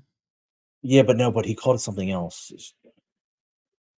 It was something even weirder than that, like Carconian or something. Like he didn't say it right. He didn't say it right last week either. He botched it every time on purpose. It's great. Yeah, it's great. And then I admit I liked Max's little, but he's my scumbag. Yeah. And what I liked that they did here, though, is that they put intrigue into the battle royal, because before throwing Max into it, it seemed like it was. I mean, obviously we know who won, but it seemed like without question it was Juice. By putting Max in there and him being like, well, then I'll have to come after you, it at least gave it some little bit of like mystery. Like, would they go this route instead? But so I really appreciated it. So yeah, this was all a big home run. Yeah, they do have a lot of. They did sort of quickly build a lot of intrigue with Max going in, and then also some of the other stuff sort of coming around. We didn't know who was going to be in the battle royal, so those two alone sort of add that intrigue that you said, Ryan. I did like that a lot. Joe, what do you think? Well, first of all, I love Penta in all white. He all of his gear looks good, but like I feel like he refreshed his look tonight. I really appreciate the fact that they kicked off Dynamite with the kind of match where, previous weeks we've gotten some talking segments. Collision, we had the talking segment. So I kind of miss when they just start with like a banger of a match right away to set the tone. So I've enjoyed that, and I'm just kind of disappointed by kind of how abruptly it ended. Just like you knew they're going to be a shenanigan finish, but it just kind of all of a sudden came out of nowhere when they gave them like such good amount of time to work. So that was the match itself. I enjoyed it like I thought I would, and I'm happy to know that Juice is a Maxinista. And that they got TJ Maxx, they got a crowd chant out of that. I'm sure like Marshalls and Ross are probably upset, but Hey, what are you going to do? Maxers are going to max. You know what I'm saying? It is worth noting too that the ring came out for Juice on Saturday night, right? They presented him with the ring. Very likely a quick pivot from the quarters because of the stir that caused last week. I actually like this angle a little bit better. And again, it sort of quickly goes away in the wake of everything that's been going on, right? So I don't mind the ring. It keeps that story whole, right? He's got the left hand, the strong left, and he's got a gimmick that he's gonna use to knock people out. So I'm good with that. Just to bring people up on maybe not having seen Collision, that's why he's now got this ring. So moving forward, we go into a match that was announced late this afternoon. We were going to get a Women's World Championship Eliminator match Emi Sakura versus Hikaru Haida, the champion. So this is sort of what I noted before. Emi loses her match on Saturday and somehow still is able to fall into an eliminator match. I don't know how that happens. They did try to sort of quickly build the story or remind people of the story that Emi was the one who actually trained Shida. Okay, nice, but to the casual fan, that's not gonna, I don't think, mean too much. The match was fine. Shida wins by pinfall with the katana to retain her world championship. Well, it wasn't on the line, but to do away with the challenge that Emi could have had for her. Gentlemen, you know my take on Hikaru Shida. And Emi is what Emi is. I'm not super hot on Emi either. I don't know. Like, this is sort of where I was worried last week. It's like, okay, we give the belt to Shida. We've got to have something for her, and this is her first thing. No doubt we're going to get somewhere before the pay-per-view. We hope, right? You'd hope that this Women's World Championship is going to be defended. What are we going to build to? Because right now, everybody else has a story who's sort of at the top, right? You've got, even people who aren't at the top, right? You've got people involved with Chris Stat, right? Chris Stat's got a match coming up at Battle of the Belts. You've got Ruby Soho and essentially Tony Storm, we think, are going to be involved in some sort of storyline moving forward since they've been at odds. Saraya just lost this belt, so she's out of the picture. Britt Baker's nowhere to be seen. Jamie Hayter is recovering from injury. Maybe Jamie Hayter comes back and rips this off Shida, but I think that's unlikely. I think she's still away from returning. So just, I guess, Asian Joe, I'm only going to you because we went to Ryan first last time. First, what did you think of the match, and what are we expecting now out of Shida? Like, I just don't know where we expect to go. Yeah, I enjoyed the match from the point of, one, how physical it was between the two, and it showed good familiarity between them. I thought they gave a women's match a lot of time, more than they usually would.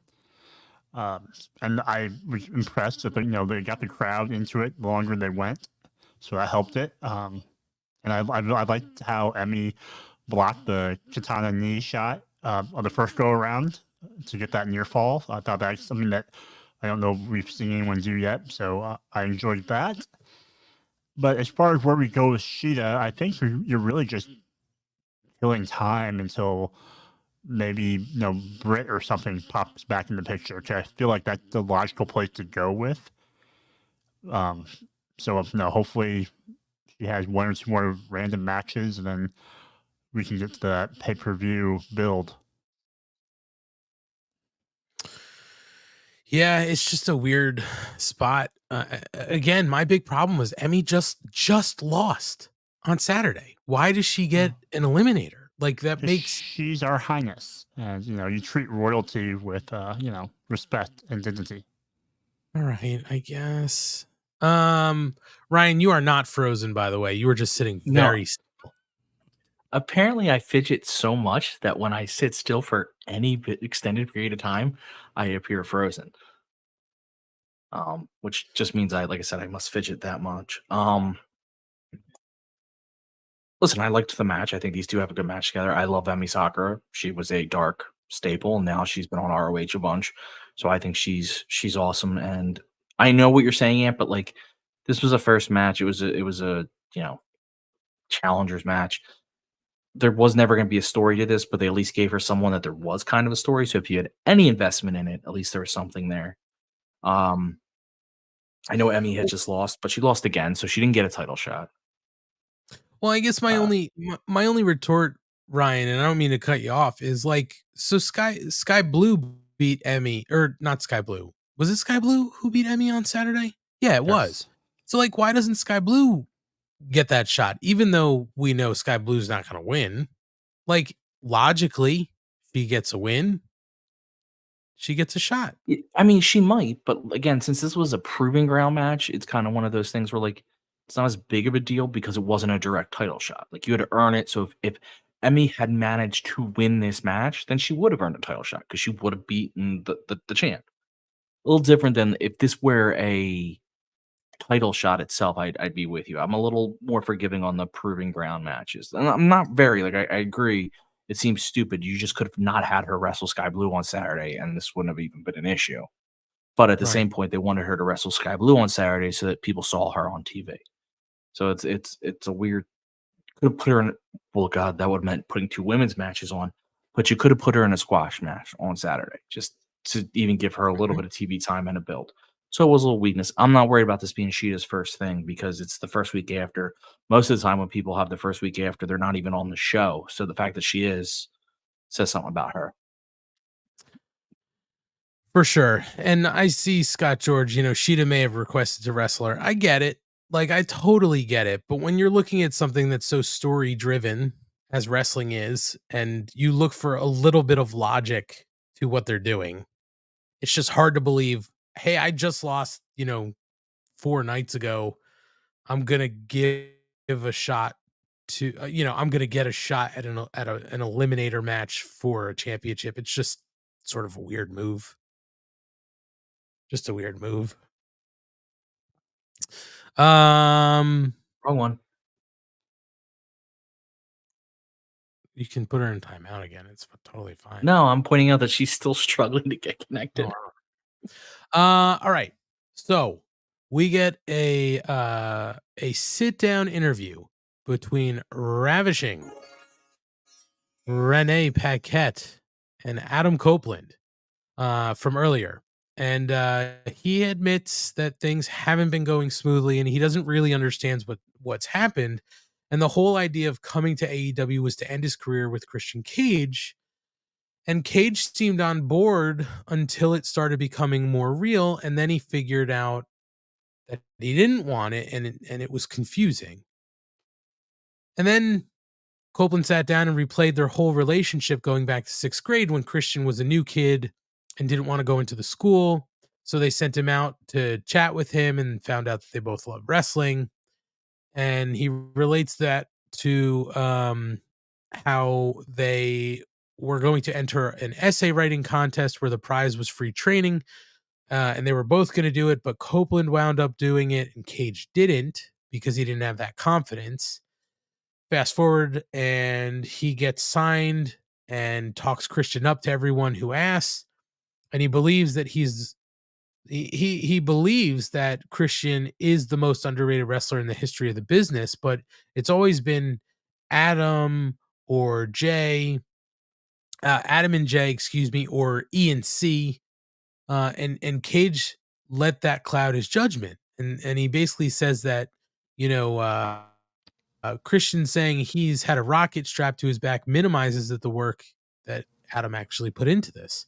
So part of him wonders if Christian would be sitting in Canada working in an IT job if he hadn't blazed the trail for him first. And he doesn't understand why this needs to keep repeating when they're the godfathers to each other's daughters. And Cage got here first and he doesn't want to take any of that away, but he knows Christian's going to, come crashing to the ground at some point. But Adam says that he won't fight him. He doesn't want his title. He doesn't know what it means to him, but he does know that eventually Nick Wayne and Luchasaurus are going to leave him high and dry. And when he hits the ground, Copeland's going to be there to pick him up. So I want to pause there because I want to talk about this a little bit. I like this story. And I like this out of Copeland. What I particularly love, and I don't know why, because it happens all the time, is I love the stories that are like, hey, I'm not going to fight this guy. No matter what, I'm not going to fight him. And they keep needling, and eventually things boil over and you've got to fight them. To me, those always make for great, like rivalries and sort of blow off matches to those feuds. So I'm looking at what he's saying. I'm not going to fight him, and I'm looking forward to where they can get to, and I think it will be great. Now, is that where they're actually going to go? I don't know, because there's a lot of other stuff in the way right now. But I am excited for the fact that maybe that's where they can go, because I really enjoy those stories. Like, I'm not going to fight you. And he keeps pushing him and poking him and pushing him. And eventually, bam, it all blows over. And now we have a huge feud on our hands. I do like it a lot. So I thought this was good, and I'm excited to see where it can go. Ryan, any problems with this? Not really. I liked it. I'm gonna, because she's not here, I'm gonna take a point Kate said and make it my own. Said on Twitter, but now it's mine. Adam Copeland is a very natural speaker, and they're my favorite kind of promos, vignettes, when the guy sounds like a person. So I really enjoy this kind of thing. They're doing their best to make this make sense. I like that they're acknowledging that he wouldn't have come over if he knew Christian was going to hate him. So I like that they're saying, like, no, he was on board until Christian realized it was a possibility. Like, I like that. That's a way to kind of explain how you got here. And I like you. I kind of like that. I'm not going to fight him. There's no reason to fight him deal. So overall, I really liked it. Like I said, I like that he's a natural speaker. And I enjoy that they're trying to reason out how he'd arrive, and instead of being best buds, they're warring. You needed something. For sure. Joe, what's your take on the promo? So I agree with the natural tone. I've never been a fan of Adam Copeland's, like, a lot of the promos to begin with. Most of the time I just find them kind of redundant, or I don't know, just, yeah, maybe redundant is probably the best word for me, but I appreciate how he delivers them. The content sometimes doesn't resonate with me as much. But I do like the fact, like you pointed out, no, he wouldn't have come if he knew Christian didn't want him. It's kind of like when you see someone you haven't seen in a while, like, oh, we should totally hang out and meet up sometime and go grab a drink. But then when someone actually, like, messages you, try to, like, set up that date, you're like, you find any excuse to not go. So I get that. I like the part of the promo where he keeps talking about, Luchasaurus and Nick Wayne are going to, turn on Christian, and he'll be there when he hits the ground to pick him up. All I could think about was really all the times that, Luchasaurus usually has Christian on his shoulders. I'm still waiting for that. They're going to drop him on his head and beat him down and jump him out of the group. Maybe with, who knows, maybe Jack Perry will come and take his place. And then, Adam Copeland can come in and save them, and they'll have their reunion. But, so I like that little Easter egg, if it is an Easter egg. Yeah. I mean, there's a lot of stories going on right now with Christian and Luchasaurus and Nick Wayne and a whole bunch of people. It's all wrapped up together. So they can sort of slow burn this as much as they want. But I like the nuggets and the little Easter eggs that they're giving us along the way so far. So we'll see what's next for Adam Copeland and Christian. But we move on to our next match of the evening. We find out that Wardlow is going to have a match. And unfortunately, Ryan Nemeth is on the receiving end. It's another quick one. Wardlow does win by referee stoppage. And he looks like he's going to come back into the ring. But Shivani is down there to have a chat. And Shivani asks what he's back for. And Wardlow just raises his fist and shows his wrist tape to the camera so that we can see that it says MJF. And then he shoulders through Tony Schiavone to put him on his ass. Son of a bitch. Wardlow, that is. And then he leaves the ring. So I don't know if there's too much to break down here. But what I find interesting in a lot of what's going on is how many people, how many enemies MJF still truly has, even though he's this perceived good guy right now. So it's just really fun. And MJF does even call that out later on commentary. You've got Wardlow, you've got Jay White, You've got Samoa Joe, who's still saying he wants the championship. So there's a lot of people who are still really looking at MJF as an enemy. So it's interesting that Wardlow still wants MJF. I don't know how we get them there. There are a lot of other people sort of in the works right now. Maybe he has to go through Samoa Joe. Who knows? No, I think he owed a shot. He never got a title shot when Smash left. You are right. He didn't get his title shot, but I mean, there's a lot of other people in the way at the moment. You know what I mean? So we have to clear Jay White first and the Bang Bang Gang, and then figure out, are we going to go back to Samoa Joe? Are we going to go to Wardlow? Are we going somewhere else? They've got a lot of ways they can go. So, and don't forget too, we've got Adam Cole, lurking to see what's going on with MJF. Not that they're enemies, but we don't know where that story's going. Well, maybe we'll see in a little bit here. But Schlong, anything you want to add here? Just what if he had put up the wrong hand?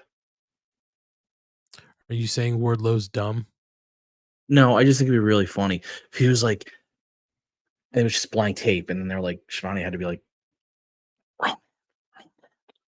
Just would have been really funny to me. So that's all I could think about when he did that. Like, anytime something like that happens, that's the kind of crap I think about. Did anybody think at any point before Shivani came down to the ring that Wardlow was going to go back in and then Nemeth was going to get saved by his brother? No. That would have been... I didn't think I did not Wardlow. No, you can't do it against Wardlow. No. He'd have to get destroyed too. Yeah, then that's why you couldn't do it. It just was a weird way that they worked out all the cameras and stuff. It was like, what is happening? And then I heard Shivani. I was like, okay, here we go. Anyway, we move on backstage yet again to the gorgeous Renee Paquette with another fellow Canadian, Kenny by God Omega. And he says the year's been tough, and he doesn't want to be reminded of his win-loss record, but Kyle Fletcher has reminded him that he is the measuring stick in AEW, and maybe once he beats Kyle and gets going again, he'll go after that world title. So MJF rolls up and says he just wanted to let Kenny know he's always admired him, and he's a big fan, and he wanted to shake his hand. So Kenny accepts, and then Max pulls him close and whispers into his ear, 13 days, bitch. We go to break. So another sort of like iron we're throwing into the fire with MJF, right? Like, it's so crazy. MJF is all these things going on, and now MJF is sort of poking the bear with Kenny Omega. Not to say we're going to heat up Kenny Omega MJF, but it is just interesting to see how many sort of like characters are sort of entering the MJF story, right? I thought that was kind of wild. One might say there's a lot of spoons in the porridge. One surely might say that, Joe. You are not wrong there. Not sure if anybody wants to talk about anything here. We're obviously building to the match with Kyle Fletcher. We'll talk about that. And then we come back from a break into a video package to show again what Adam Cole's been up to. And Mike Bennett is sitting on the floor and he says, guys, check this out. He's got his bongos and he starts playing a cover of Headstrong by Trapped, but he replaces it to Neck Strong. So I did enjoy that. I really hope that somebody cuts that together, because that would be a lot of fun. So Adam Cole brings Roddy a coffee. Roddy is sitting on his couch with his neck brace in his hospital gown, mind you. That all had me going. And Roddy spits out the coffee and says he hates hot coffee and starts to berate him for it. And then Cole threatens to leave, and you know, Roddy apologizes and asks him, you know, for those great peanut butter and jelly sandwiches from the Ring of Honor days that he used to make. So Adam Adam gets all warm and fuzzy about it and says, all right, yeah, I can make you guys want some PB&Js, I could do that. So there's that sexy slow-mo montage of Adam Cole making sandwiches. And he finishes up and says, here you go, Roddy. And Schlong takes a bite and sort of slowly spits it out. And he flips out on Adam because he hates crust. And Adam should know that. So Cole starts to unload. He says, I've got to get surgery. I haven't talked to Max in weeks now. And finally, he scoots away out the door to get surgery. So Roddy tells the Kingdom, who's sitting there with him, that he knows what he's got to do to get his best friend back. He's got to be nice to the scumbag. So, gentlemen, I enjoyed this segment. I've enjoyed these Kingdom, Roddy, Adam Cole segments. I find them very funny because it's like the perfect juxtaposition of all the cool stuff that he would enjoy doing with MJF, juxtaposed to all this super lame stuff that he's doing with Roddy, and he's got to find ways to sort of be excited about it. I thought it's been really funny. But clearly in my brain now, it looks like maybe Roddy and the Kingdom are going to support MJF instead of the Acclaim to try to get his belt back. Maybe this builds a friendship between Roddy and MJF, and sort of Cole's the odd man out now, having to get ankle surgeries. So, Ryan, let's go to you first. What'd you think of the video? What do you think of the possibility of the Kingdom and Roddy working with MJF? What's your take? I love the video, the coffee, and then the PB&J. I don't like crust. Or you need to cut the crust. It's just hilarious. Adam finally being fed up. I'm very interested to see the Kingdom and the MJF thing, because you still do have the devil attackers from like 3 weeks ago lurking about. So we'll see. I love this storyline. They've managed to take someone who's hurt and keep them relevant in an entirely entertaining way, and that's very tough to do, and they pulled it off excellently. So I'm very excited. The funny thing is, the only other time I can remember them doing something like that was Britt Baker during quarantine when she got hurt. She was still on TV from Daly's place, at commentary or with her whiteboard, talking about the conspiracy. It's just really funny that now Adam Cole is on that same sort of end of what she had been going through. So it's just an interesting note that I had. But yes, Ryan, you are right. They've kept him relevant, even though he can't do anything. So, Joe, what's your take here? I like the crust on PB&J sandwiches. I'm fine with the crust. Hot take. Yeah, crust lover. I'm an adult. I can handle the crust. Yeah, I kind of have what you're thinking about them supporting MJF. I'll be interested to see if they have to go up and face the Acclaimed and bow for that right. And since Max Caster is still kind of out there fawning over MJF. So I'll be interested to see what happens with that outcome. But yeah, it's been interesting to watch him carry this story as far as they are, knowing that the timeline got disrupted with the injury. And there's we haven't seen the masked men since the one time. They've been brought up multiple times by Jay White, but we still haven't. I expected to see them once by now, but so hopefully we'll progress things next week and see where things go. But it's a good storyline. Now, Joe, I do have to ask you a question, because I would call you our resident food connoisseur. You do your cereal blog. You're a man who's eating cake or possibly cheesecake, I thought you said, here on the air. Fair. That's fair.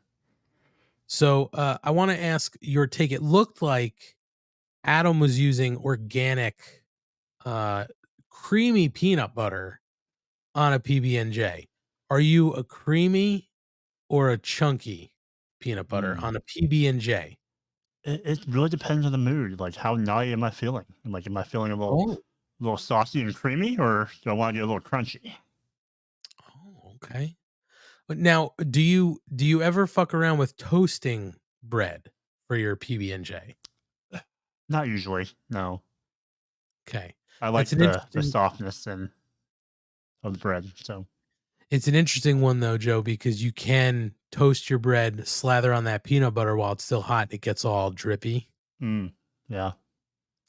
Now, here's my other question for you, and then we'll move on because I don't want to go too deep into this. But we'll see where this conversation takes us. That did not look like grape jelly to me. That looked like that there were some sort of seeds in that jelly.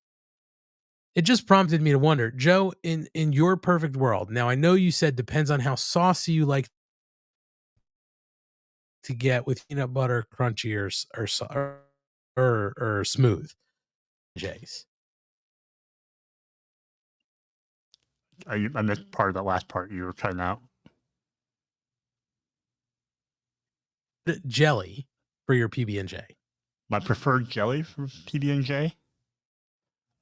I'm usually a classic grape fan. If I feel like it's a spring or summertime, maybe I'll dabble with a little bit of strawberry. But mostly grape. Yeah, I'm a traditionalist. Wow. You keep it classic. Ryan, do you agree with that? I'm a grape guy. Give me grape on non-toasted white bread. However, I have to confess, in my laziness, there's often times where I am too lazy to get the jelly, so it's just peanut butter on bread. I thought you were going to say you put spoon and peanut butter. No, but that would come around. But you need the bread for a little bit of substance. So you take a couple pieces of bread. You don't make I don't make a sandwich out. I just put a glob on one piece, glob on the other, fold them. That's my. Oh, see, I have to cut diagonal. I'm a diagonal cutter of a sandwich. Well, it's not really a sandwich at that point. They're just a piece of bread that I folded. Now, I mean, I would say if I don't get the jelly, I'm probably just taking a scoop of peanut butter. I don't need those empty carbs. I'll take the carbs and the protein from the peanut butter, and I'll just leave the bread out. Mm-hmm. Pedro is asking an interesting question because I definitely have my take on here. Thoughts on peanut butter and jelly in the same jar? I believe they call it goober. Nope. No, I'm not a fan. I have to use separate knives for peanut butter and jelly if I don't want to cross-contaminate. That's why Ryan. That's why he's the connoisseur. I knew it because I don't have to use separate knives, but oh, what are you, an animal? You savage! I won't listen. Well, see, I do it a little different. So maybe you're misunderstanding me. I don't use a knife to get it out of the jar. I use a spoon to get things out of the jar, and I use separate spoons for each, or I clean the spoon I'm using between, and I use the same one knife to spread. Okay. Now, here's the other thing, because this is one that I can't believe. And then I swear this will be the end of sandwich talk. But it's peanut butter and jelly time. It is. It's peanut butter and jelly time. Peanut butter and jelly time. Do you because I've seen this done and I almost gasped. Joe, when you make a PB&J, how do you prepare your peanut butter and jelly? I'm just going to leave it at that. How I prepare it. So are you talking about like the order of which I like lather the peanut butter on? Well, let's put it like this. You have 2 slices of bread. What do you do? I put peanut butter on both pieces of bread first and then jelly on both pieces. Wow. Joe, that is a shocking turn of events. It's peanut butter one side, jelly on the other, and then you mush them together. We do not put peanut butter and jelly on the same side of that sandwich. Oh. I want to also point out that you're definitely cross-contaminating because whichever one, the jelly is touching peanut butter when you're spreading it. Not you, Joe is. When Joe takes a sandwich that has peanut butter on each side and then takes his knife and then goes jelly onto it, he's cross-contaminating when he goes back in because that knife is touching peanut butter. I use 2 knives.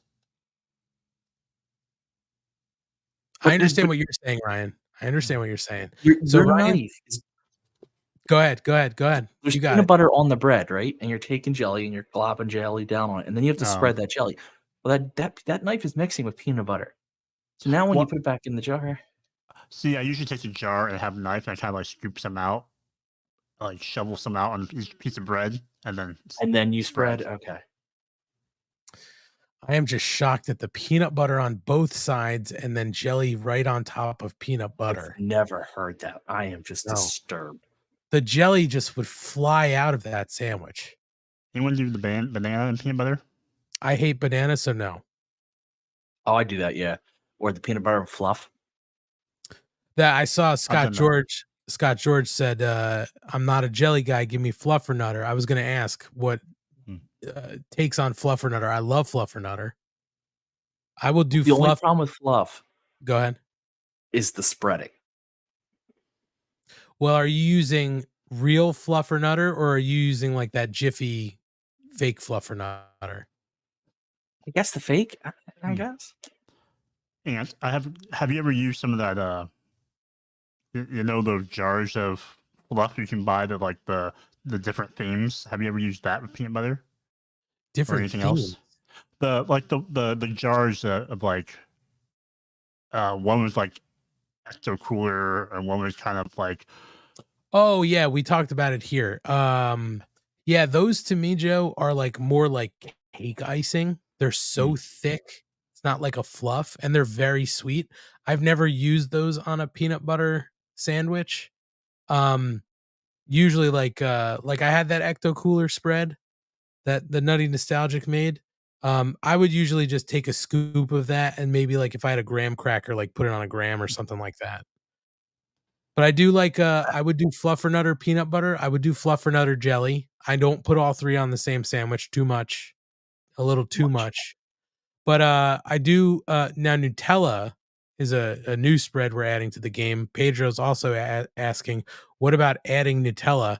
I'll say this: I would only do Nutella and peanut butter. I would not mix the Nutella with the jelly. But usually if I have Nutella, it's just a piece of toast with Nutella. I will say this too. If you're ever all you have is several things and you don't have fluff, jelly, or a banana, and you're in a jam because you don't want just peanut butter, you need a little crunch, an apple will work too. Oh yeah. I like the fact that you said when you're in a jam. I was gonna say he paused on using it, Joe, and I was like, he just passed up a pun. He's learning what he did.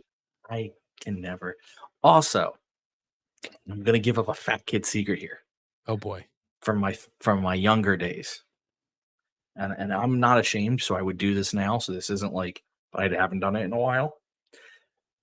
If you're also doing my peanut butter trick where you're just taking a bunch of peanut butter and putting it on bread because you don't have the other thing, if you have potato chips on there, and it adds crunch to break up the that is 100% a Philly thing. I've only heard people I know from Philly talk about putting potato chips on a peanut butter and jelly sandwich or just peanut butter sandwich. I've done it. That you're the first person outside of the Philadelphia area I've ever heard say that. I've never done that. I understand now listen, I'm not shaming you for that. It's just not something that appeals to me, but I understand it. The sweet and saltiness and a little bit of crunch. I get it. Not for me. I also don't understand. I've tried them. The chocolate covered potato chips. That's like a thing.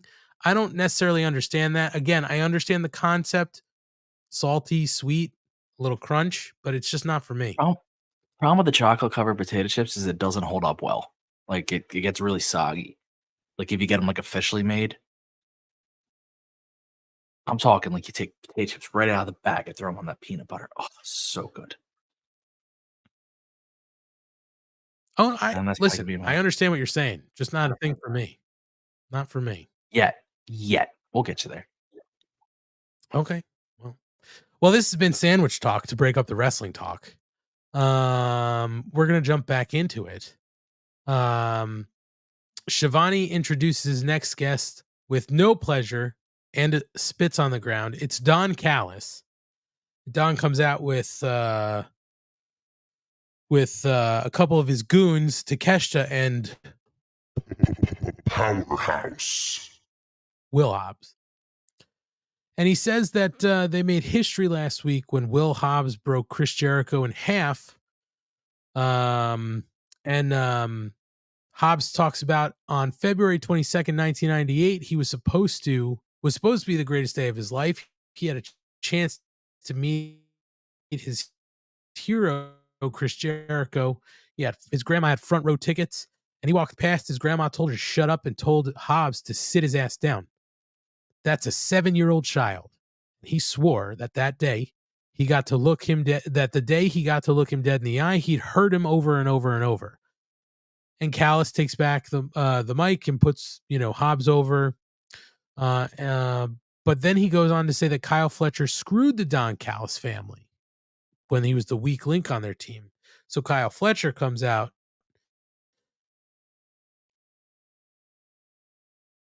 It's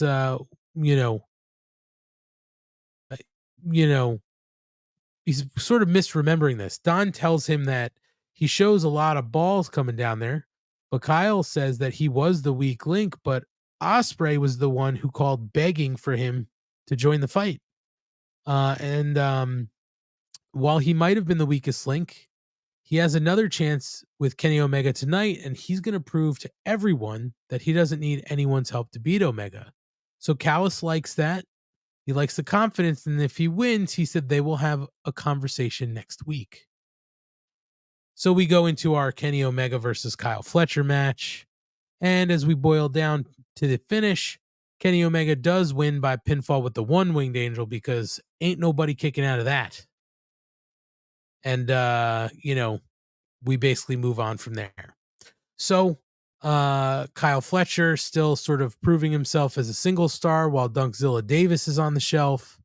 I thought he had a really fun match here with Kenny Omega.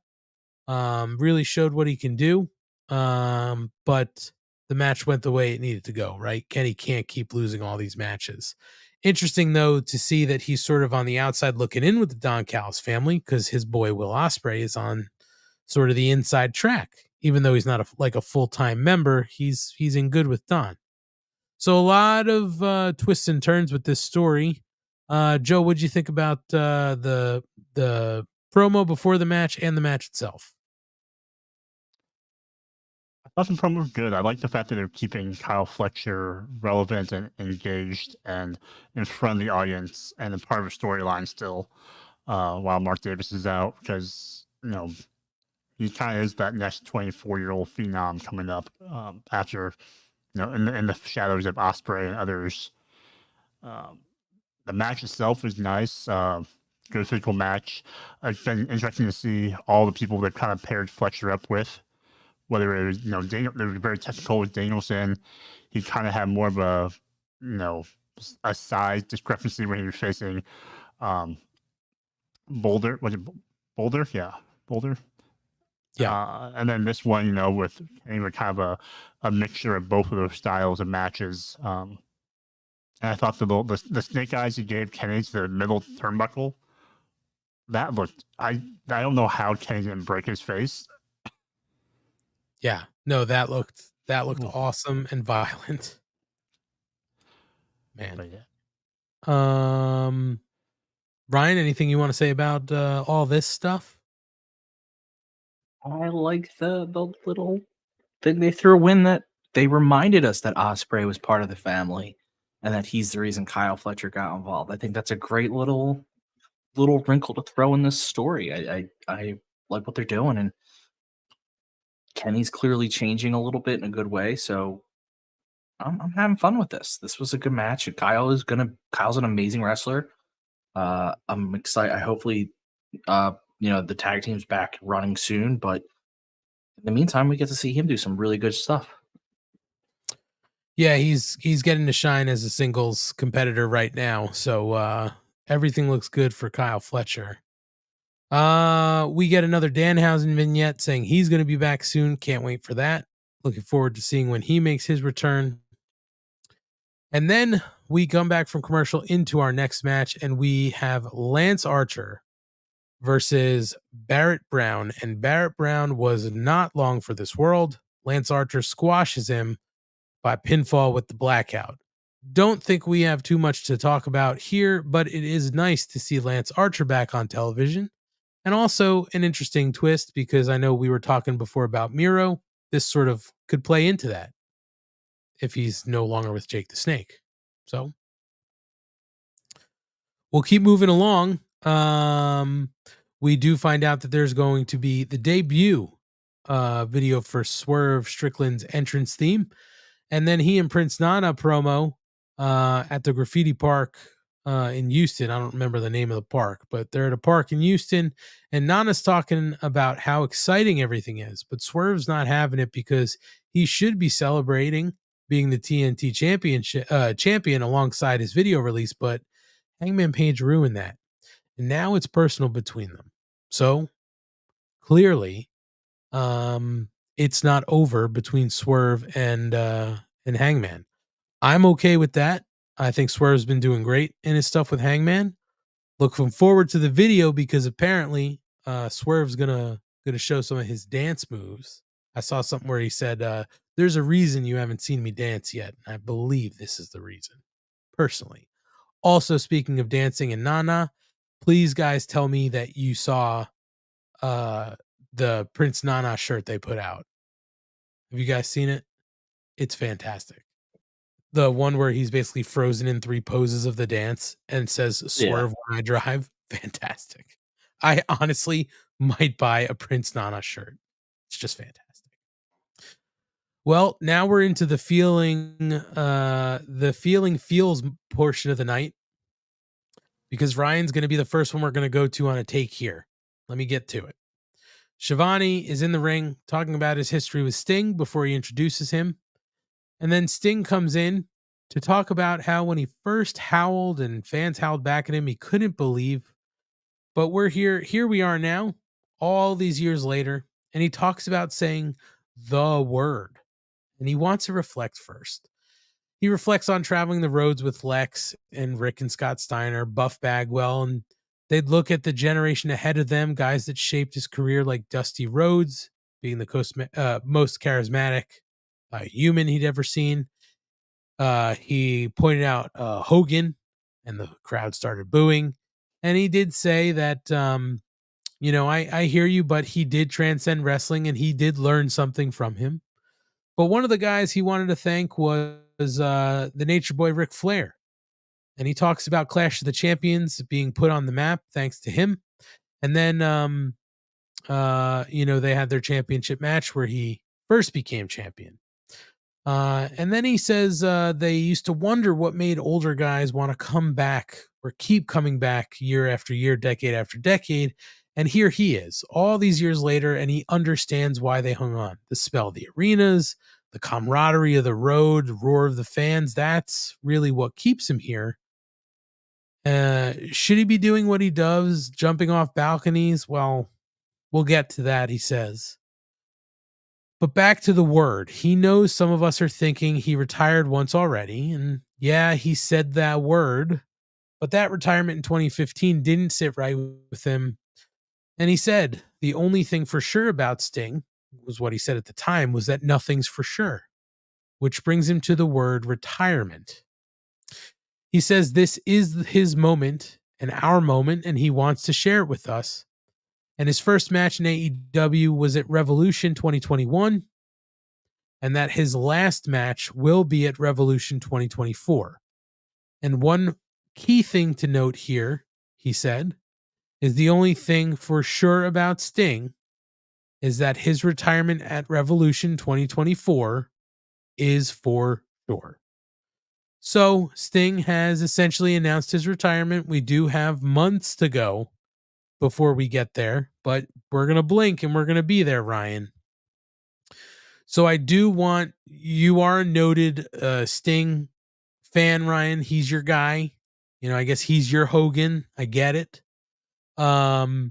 So how did this hit you? Because I think there were moments where this hit me and I was like, maybe he's going to swerve us, maybe he's going to throw something else out there. But, ultimately I think this is going the way it needs to go. He admitted his body doesn't do what it used to do, but Ryan, I'm going to give you the floor and you can speak from the heart. Say exactly what you need to. You know what, Ryan? Close my eyes, and only for a moment, then the moment's gone. Listen, Sting was my guy. First wrestler I really watched, it was him and Shawn Michaels, and he was my WCW guy, and Shawn was my WWF guy. I followed him throughout his career. He was the guy that if I only ever saw TNA wrestling if I was flipping channels and Sting was on. I would stop no matter what, even if I wasn't watching wrestling at the time. And I would watch for Sting. He had Surfer Sting, where he was basically WCW's Hogan. Then he did Crow, where he was something no one had seen before. He went an entire year without speaking and somehow was still one of the most over characters in all of wrestling. He's incredible. He helped carry Impact for how many years? They had the young guys, but they needed guys like Sting. And now he comes in here, and his 2015 run in WWE was awful. They had that joke of a match at WrestleMania where they basically tried to rebury WCW. It made absolutely no sense. And then he got hurt, and they wouldn't let him wrestle again. So I kind of just accepted that he'd never get to close out the way he wanted. And this run has been incredible. I got to see him wrestle again. I didn't see him wrestle the first time I got to see him wrestle in person. I didn't see him wrestle in person when I was a kid. WCW didn't tour around here enough for me to see it. He's doing things now that he didn't do them, but they're incredible things. And he has been such a value to this roster, and he's just been a lot of fun to watch. And, apparently he went through some rough stuff in life and turned it around and to just be a really nice guy and good guy. And that's all you really care about. So this is awful, but awesome that he gets to go out on his terms. Obviously I'm not happy that he's retiring because I'd love to see more of him, but everyone's got to stop eventually. So at least he gets to go out the way he wants. Will I cry? Try to say goodbye and I choke. Try to walk away and I stumble. Though I try to hide it, it's clear. My world crumbles when you are not there. Sorry. Fantastic. No, Ryan, I hear everything you're saying. And, I think it's cool in a case like Sting, as you mentioned, like you didn't get to see him wrestle live as a kid. I wasn't into him so much as a kid because WCW just wasn't as prevalent as WWE. You know what I mean? So I was really stuck to the WWE. I knew of Sting, but I never really saw him wrestle, in the Surfer days. To me, he really, if I had to pick like my Sting, it would be Crow Sting, because that's when it really entered my world, when there were the Monday Night Wars and the NWO and stuff like that. But I understand everything that happened prior. And I had gone back to watch some of that. So he's had a hell of a career. He's continuing to have a hell of a career in AEW, doing things I didn't think at this age we'd see Sting do. But it is awesome, Ryan, because I think I'm with you. I did not see Sting wrestle live until we saw him at AEW.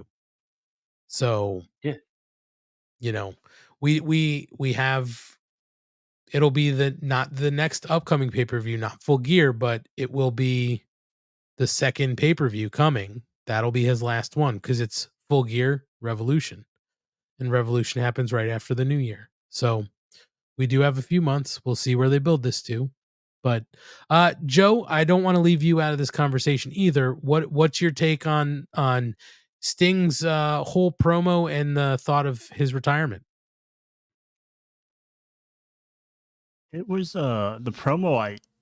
It was something I guess I expected, but I was expecting a swerve, like you were mentioning, because he kept kind of downplaying rumors of I'm not ready yet to retire, and that came up around All In, and that people saying that was going to be his last match, and he kept saying no, I'm still good, I still have time. So I didn't realize it was going to be a real thing. So unless they're doing something, but I imagine it's real. Sting was my WCW guy as well when I grew up watching, WWF and then also like WCW on CBS, Clash of the Champions. So like I remember watching a lot of Sting's feuds with Luger and Muta for the TV championship. Him and Flair and the weird Dark Scorpion angle they did back in the day. So that Surfer Sting was my Sting growing up. And then Crow Sting was, that was a fun little like alternative during that Attitude Era. But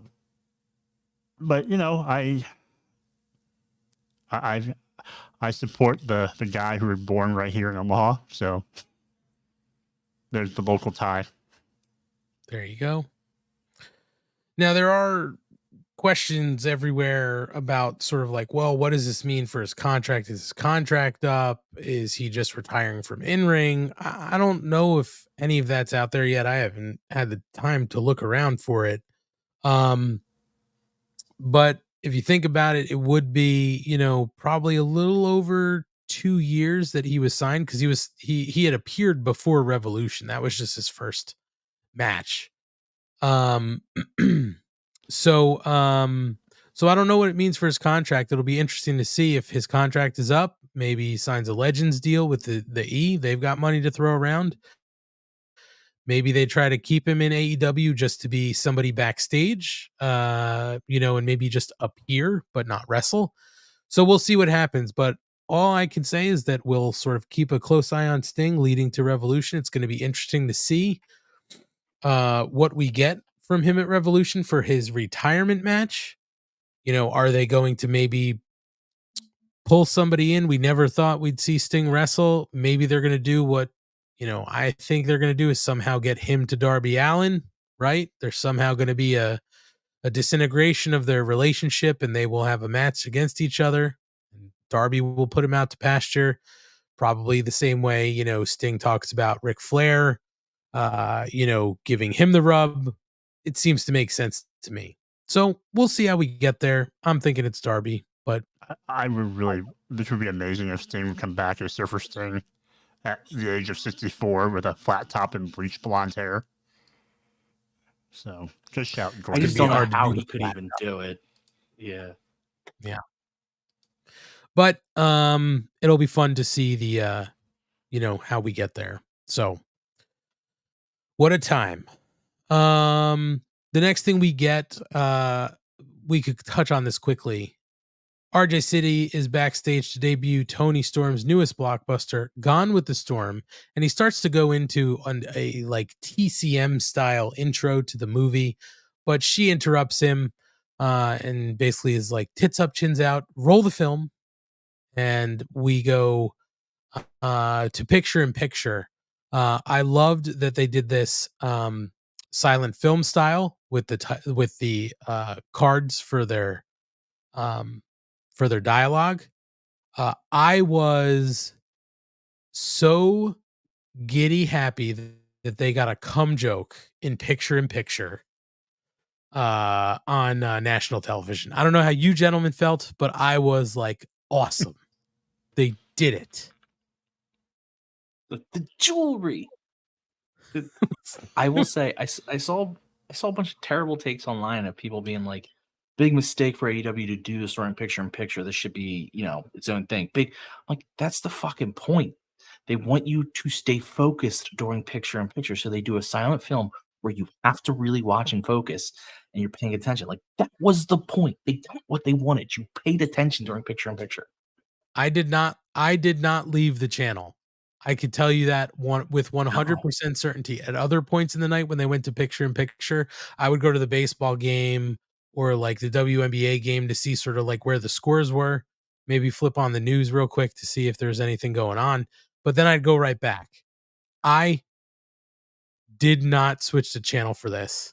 I thought it was fucking great. Thought it was great. It's amazing. And a cum joke. A cum joke. Fantastic. Damn. Also, she ate that banana without unpeeling it, right? I'm getting nods. Sorry. Yeah, she went all in. Yeah, sorry. Yeah, she did. Yeah. Tony Storm just doing God's work. Fantastic. I also, by the way, in that video, this just hit me. I wanted to pitch it to you guys. In that video, she in really big letters when she said "How dare you" before she slapped him. I hope they turn that into one of her catchphrases, like her just yelling "How dare you" and slapping somebody. They will, because it's already been made a GIF, so people know it's catching on. Oh, so great.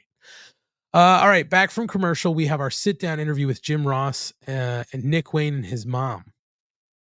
And his mom is upset and confused, and Nick is bored and sort of sitting there angsty in his chair.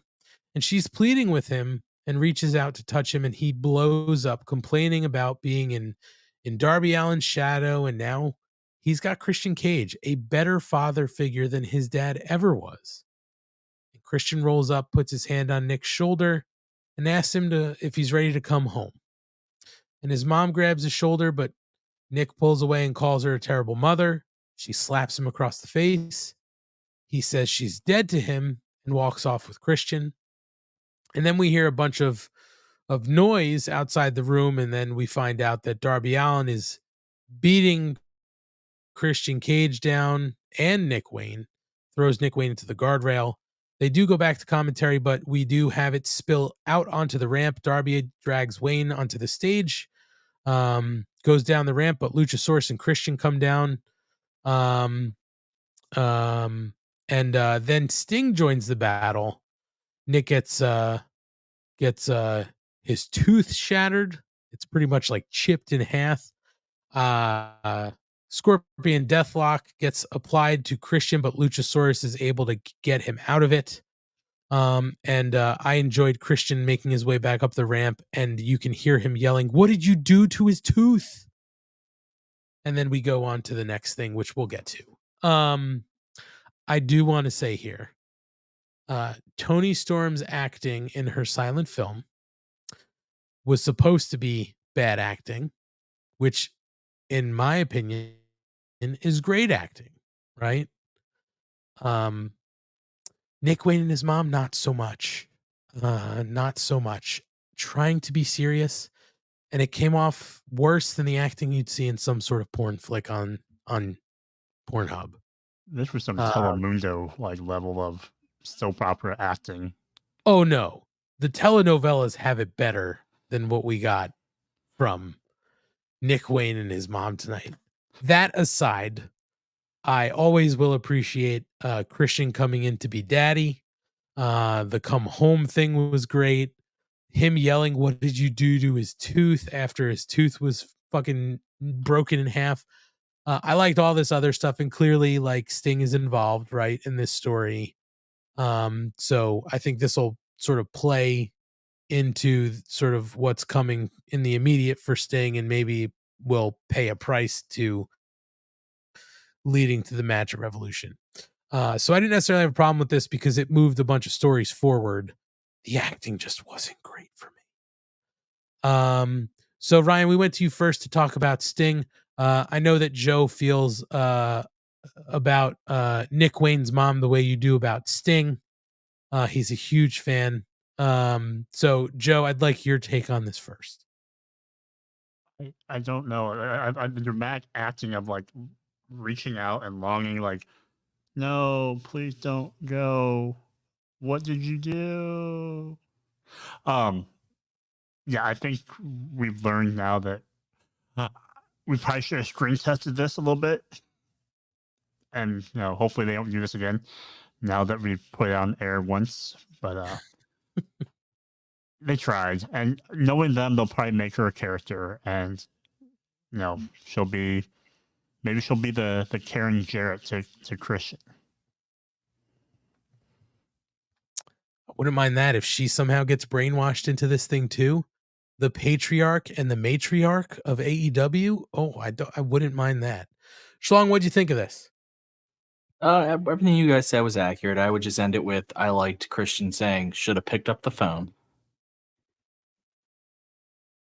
Just such a thick line as his son is marched out. Should have picked up the phone. I hope they have do like date night, family night vignettes together. Hilarious. Oh my god. Oh my god. They have so many ways they could go with this.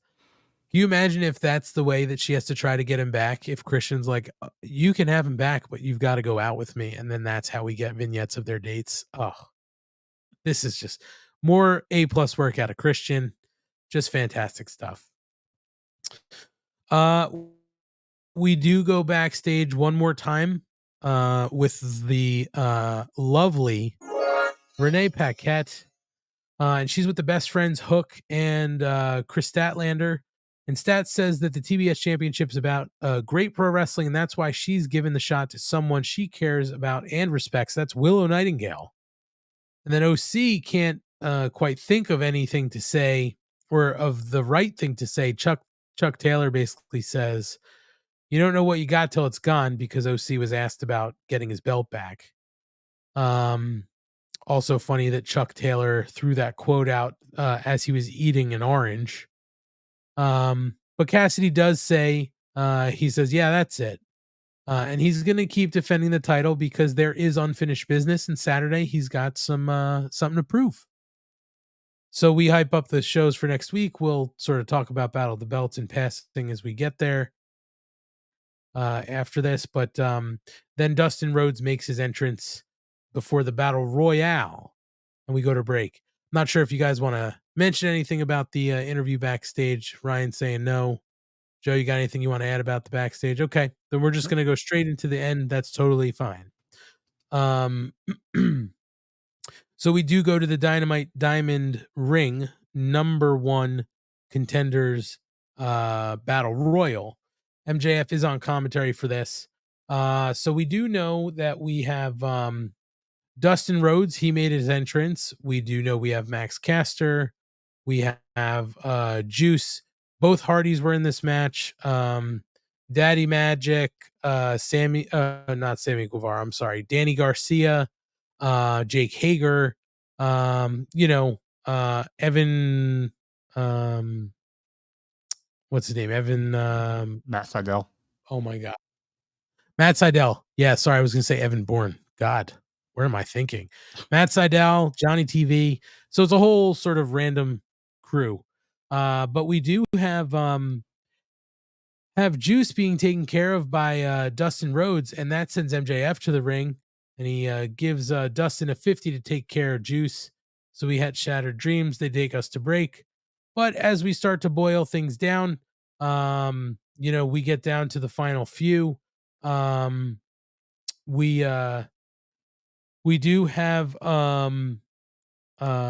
Max Caster and Juice are the final two. Danny Garcia was in there as the third, but gets eliminated. So as this is sort of happening, Jay White attacks MJF at commentary, and they brawl on the stage. Max is able to reclaim the Triple B, but then the Switchblade uppercuts MJF in the crotch, and is able to sort of steal his belt back. So back in the ring, Juice is able to take his TJ Maxx ring out of his tights. Loaded punch gets Max, and he's able to dump him over the ropes. So rock hard. Juice Robinson wins by eliminating Platinum Max Caster to set up the Dynamite Diamond Ring match. MJF versus Juice Robinson. So folks, I don't know. I didn't think this was going to go any other way. Max did add a little intrigue, as Ryan sort of said. It does make you sort of think, well, maybe it won't be Juice. So they got it down to the right point. But I don't hate this because I want to see this match happen after everything that sort of just happened last week. Ryan, what did you think of the Battle Royal? Any major issues with this? No, I thought it was fun. What we've discovered is that Daniel Garcia is very, very, very, very, very, very, very, very, very over. He was the star of the Battle Royale. He was the one people wanted to win. Do something with him. Dear God, he is just so over with the crowd. He was over with the crowd when he was just a badass wrestler, and now he's over with the crowd when he's dancing. What can't this man do? Yeah. Yeah, a good showing by Danny Garcia. Very funny stuff too, Ryan. I didn't necessarily mention it, but you brought up his dancing. There were times during this where he was sort of going to dance and then he would get stopped by Daddy Magic. So when Daddy Magic was eliminated before him, at the end, he did burst out into a really hard dance. But we did see some nice moves out of Johnny TV during the match, as well as Jeff Hardy. So we did see dancing. Joe, what'd you think of the match and the outcome and all that? Anything you wanna bring up? Well, Daddy Magic must be from the town of Footloose, where they don't allow dancing. So that was my first thought. But Battle Royal was fine. It felt like a Rampage main event to me. The outcome was predictable, but I think what's more intriguing now is what happens with that match between MJF and Juice Robinson. Whether whether Juice wins and they just pawn off the ring, or if the Kingdom help Max win, or it can go in a lot of directions. So that's a lot of intrigue to see what happens. But yeah, otherwise no complaints really. It was fine. It was harmless, good fun. Well, overall, it was an entertaining episode of Dynamite from just outside of Houston, Texas.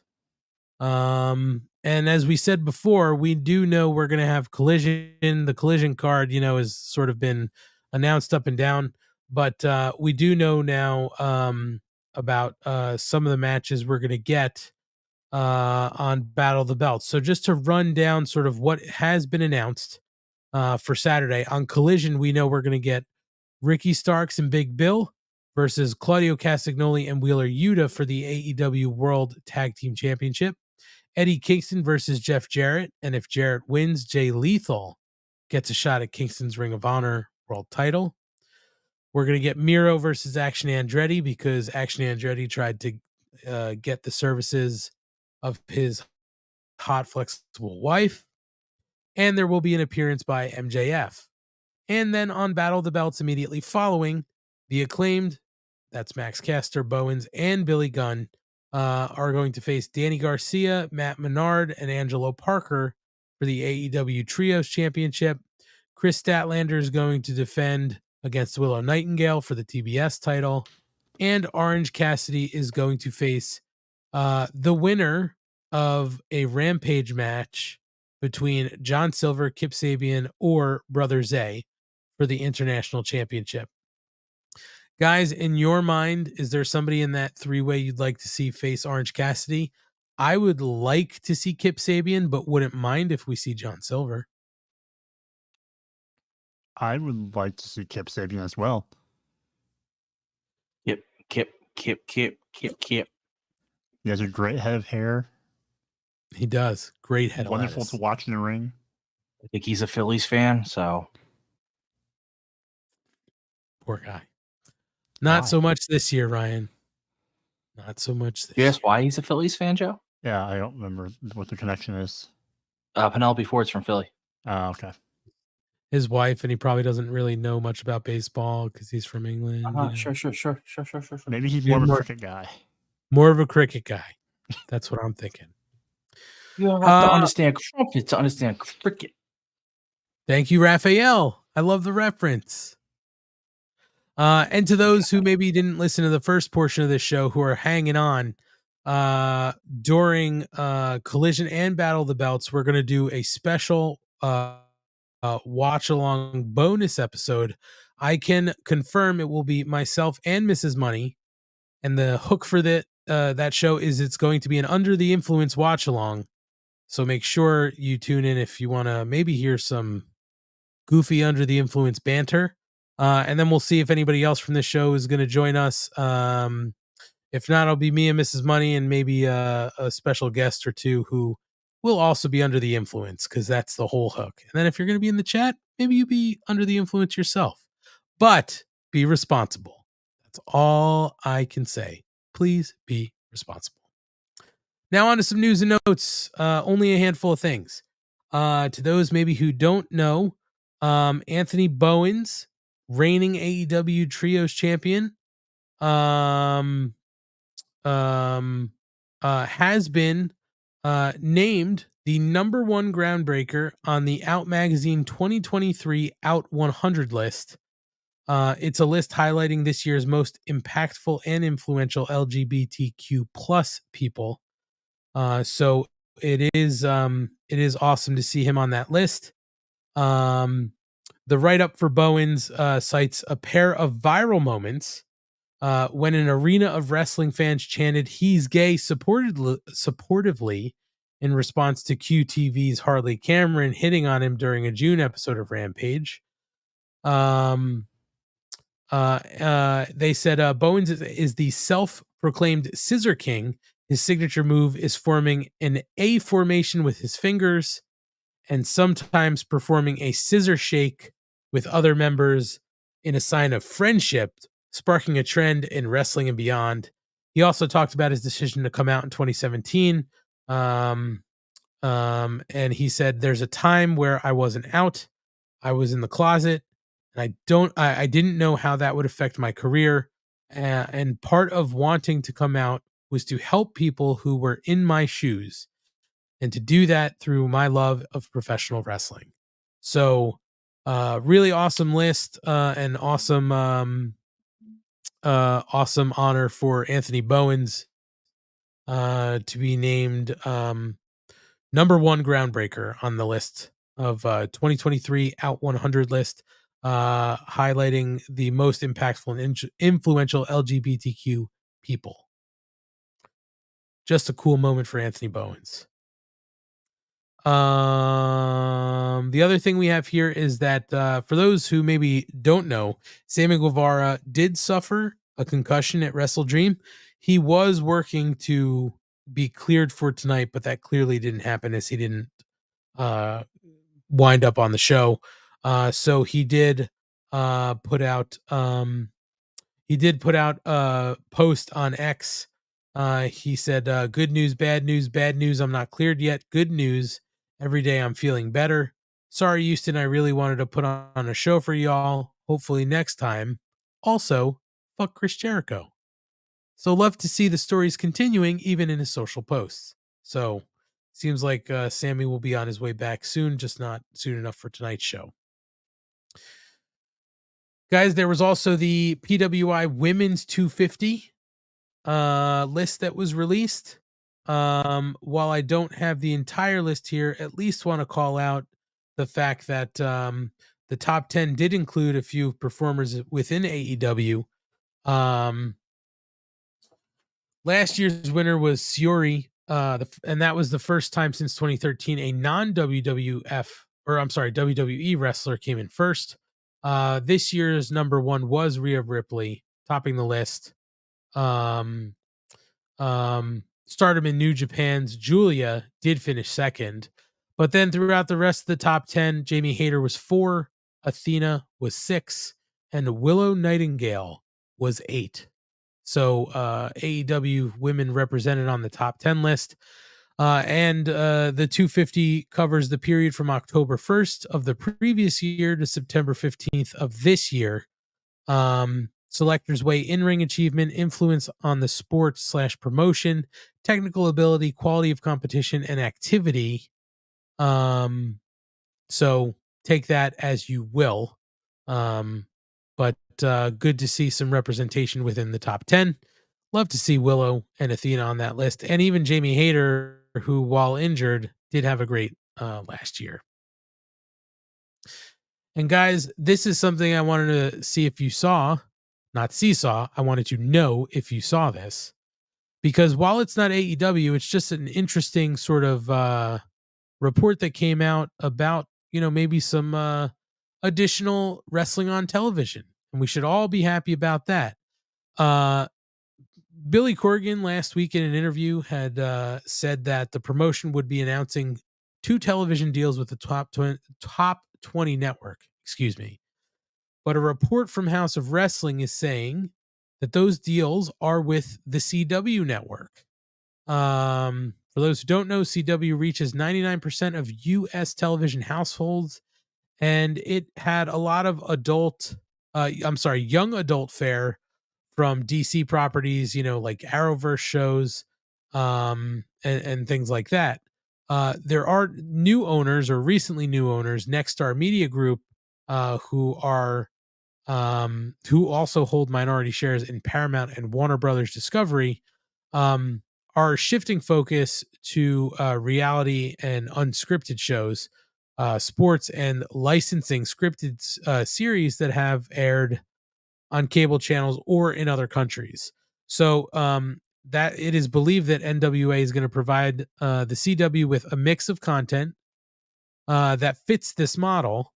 House of Wrestling does say that one contract of the NWA's contracts is for the rights to the flagship wrestling show Power, and the other is a reality show documenting true behind-the-scenes happenings at the NWA. It's not an official announcement. That is expected soon. But what's interesting is, again, it's another network that is looking to add wrestling to the portfolio. Until that happens, NWA is basically called YouTube its own. Corgan had been rallying for a TV deal, but they've really been sticking to YouTube. There is also talk of NWA's relaunched territory system that could be publishing content on YouTube, but we'll sort of see what happens. So, guys, the reason I even bring this up is, one, as I said, it's sort of a new promotion and a rumored TV deal. I don't watch a whole lot of NWA. This putting it on TV might bring it a little closer to something I'd take a look at. But, is this something that is good in your eyes? More wrestling on TV, more eyes on different promotions, rising tide raises all boats, type of situation? Or is it like, okay, now it's overkill? I think I'm a fan of more wrestling anywhere, but at the same point, I think, first of all, let me see what they say by CW, because there's some shenanigans. I don't want to accuse anyone of anything and saying, but like CW has its own like streaming platform thing, and like and it could be on like syndicated CW, which isn't the same as like whatever. So like, let's see what they say. But I'm all for more wrestling on TV. The only thing I'll say is NWA fans are going to go for it. I don't know if it's going to attract a lot of casuals, but hopefully it does. It'd be great if there was another really big, company out there that could, for wrestlers to go to. I'm all for it. Yeah, I feel like it's going to be kind of like how the dying days of ROH was on CW, where you kind of throw it in a random like 10 o'clock time slot. And they already have, I think CW already airs women of wrestling, right? I'm not 100% sure, to be honest. I know it's on one of the channels. yeah. Ryan's saying, yeah. But what I find interesting, it'll be interesting to see the structure if it is the CW. Again, this is all sort of like unconfirmed, but they feel really good about it at House of Wrestling. It's going to be interesting to see what the contract is with the CW if that winds up being true, because like you had mentioned, Joe, at the end of Ring of Honor, they had a deal with CW, but like I didn't get it here in New York. They weren't in this market. Like that deal had them in specific markets. So like the only time I ever saw Ring of Honor on television was one time when I traveled to Vegas. I happened to walk into a place and it was on. Like I had no idea because it was never on here. So it'll be interesting to see if they do something like that or if it's just national. Yeah. one thing I will say is I don't think we need a behind-the-scenes show of NWA. I don't think anyone needs to really care too much about a reality show there. But it's the CW, so who knows what people will watch on that network. My guess is that it's just, hey, can you give us a reality show? We'll give you more money. And it's like, yes, we can. You know? But that's my only guess. They're going to have to really sell it as like, hey, remember Billy Corgan, that guy from that band? He runs a wrestling promotion. Yeah. He also took that unhappy picture in Disney World or Disneyland on the Big Thunder Mountain. I think we've shown it here before. I can't go find it, but it's one of the greatest photos I've ever seen. But it is, I guess the only other question I'd ask you guys is, it's the NWA, right? It would be on CW. Is there any other promotion, not Ring of Honor, not like AEW? Is there any other promotion that you would rather see have a TV deal than NWA? Like, if you say MLW, that's totally fine. But like MLW, I think blows. Does Impact count to get a better TV deal? Mm-hmm. Impact certainly counts. Are they even on TV? They're on Axis, but not everyone. Like, I have it, but not everyone has it. Yeah. They're a better. I would way prefer them. Yeah, it is surprising. Well, it's not surprising because if this is something new that the CW ownership is trying to do, right, then that sort of makes sense. My promotion I'd rather see than NWA on CW would be MBW. Ryan agrees. We couldn't hear it, but I heard you say yes, Ryan. Oh, sorry. I don't know how it works. Yeah. Well, yeah. That's really it. But all this TV talk also has me. I don't think anybody on this show watched Heels, but did you see that apparently they think it's going to be able to be picked up somewhere else? They're trying. Mike O'Malley is going to send it to Mo. Anyway, let's get the hell out of here and plug some things we need to plug. Ryan, what do you want to plug? Follow us on our socials, especially Twitter, which I operate at MarkOrderPod, and then follow my history blog, hereforhistory.com, or on Twitter, _hereforhistory. Check it out. Asian Joe, what do you got? Follow me on the socials at _Asian Joe. In my bio on my socials, you'll find a link to my cereal review blog. I just posted a new one this past Sunday talking about Nesquik cereal. That's only available in Canada nowadays. So if you like to read about random cereal, there you go.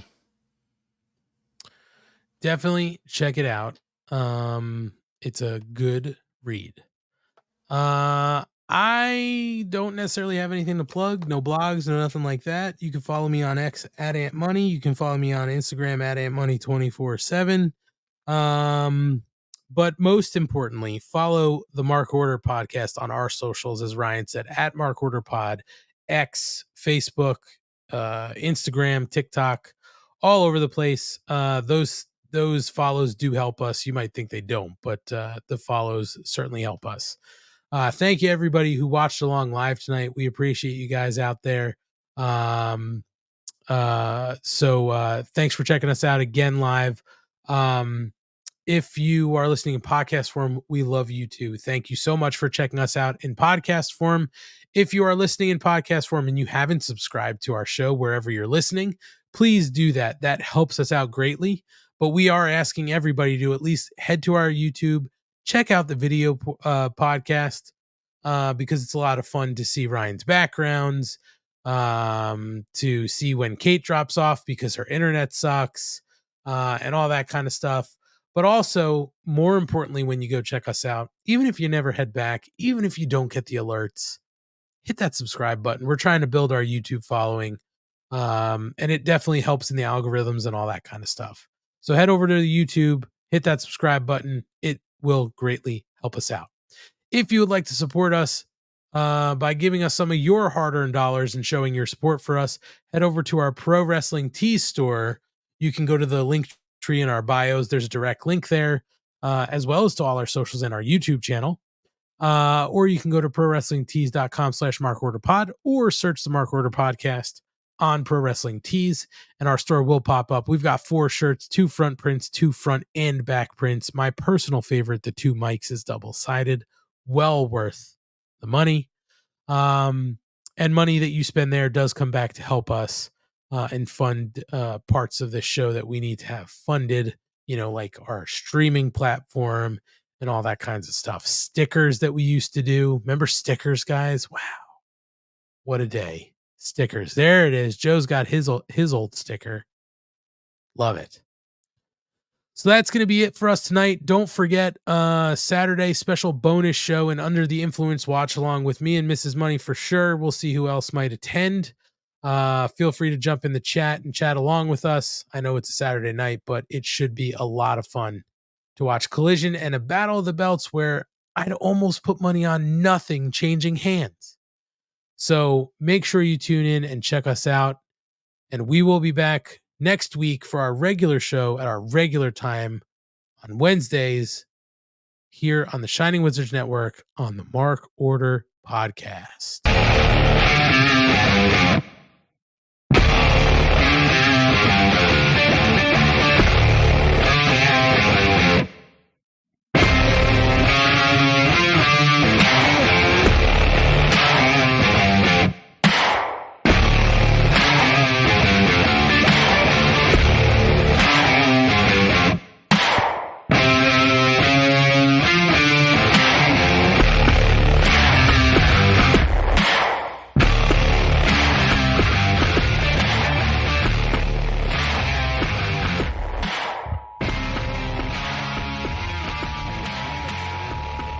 This concludes the Mark Order Podcast.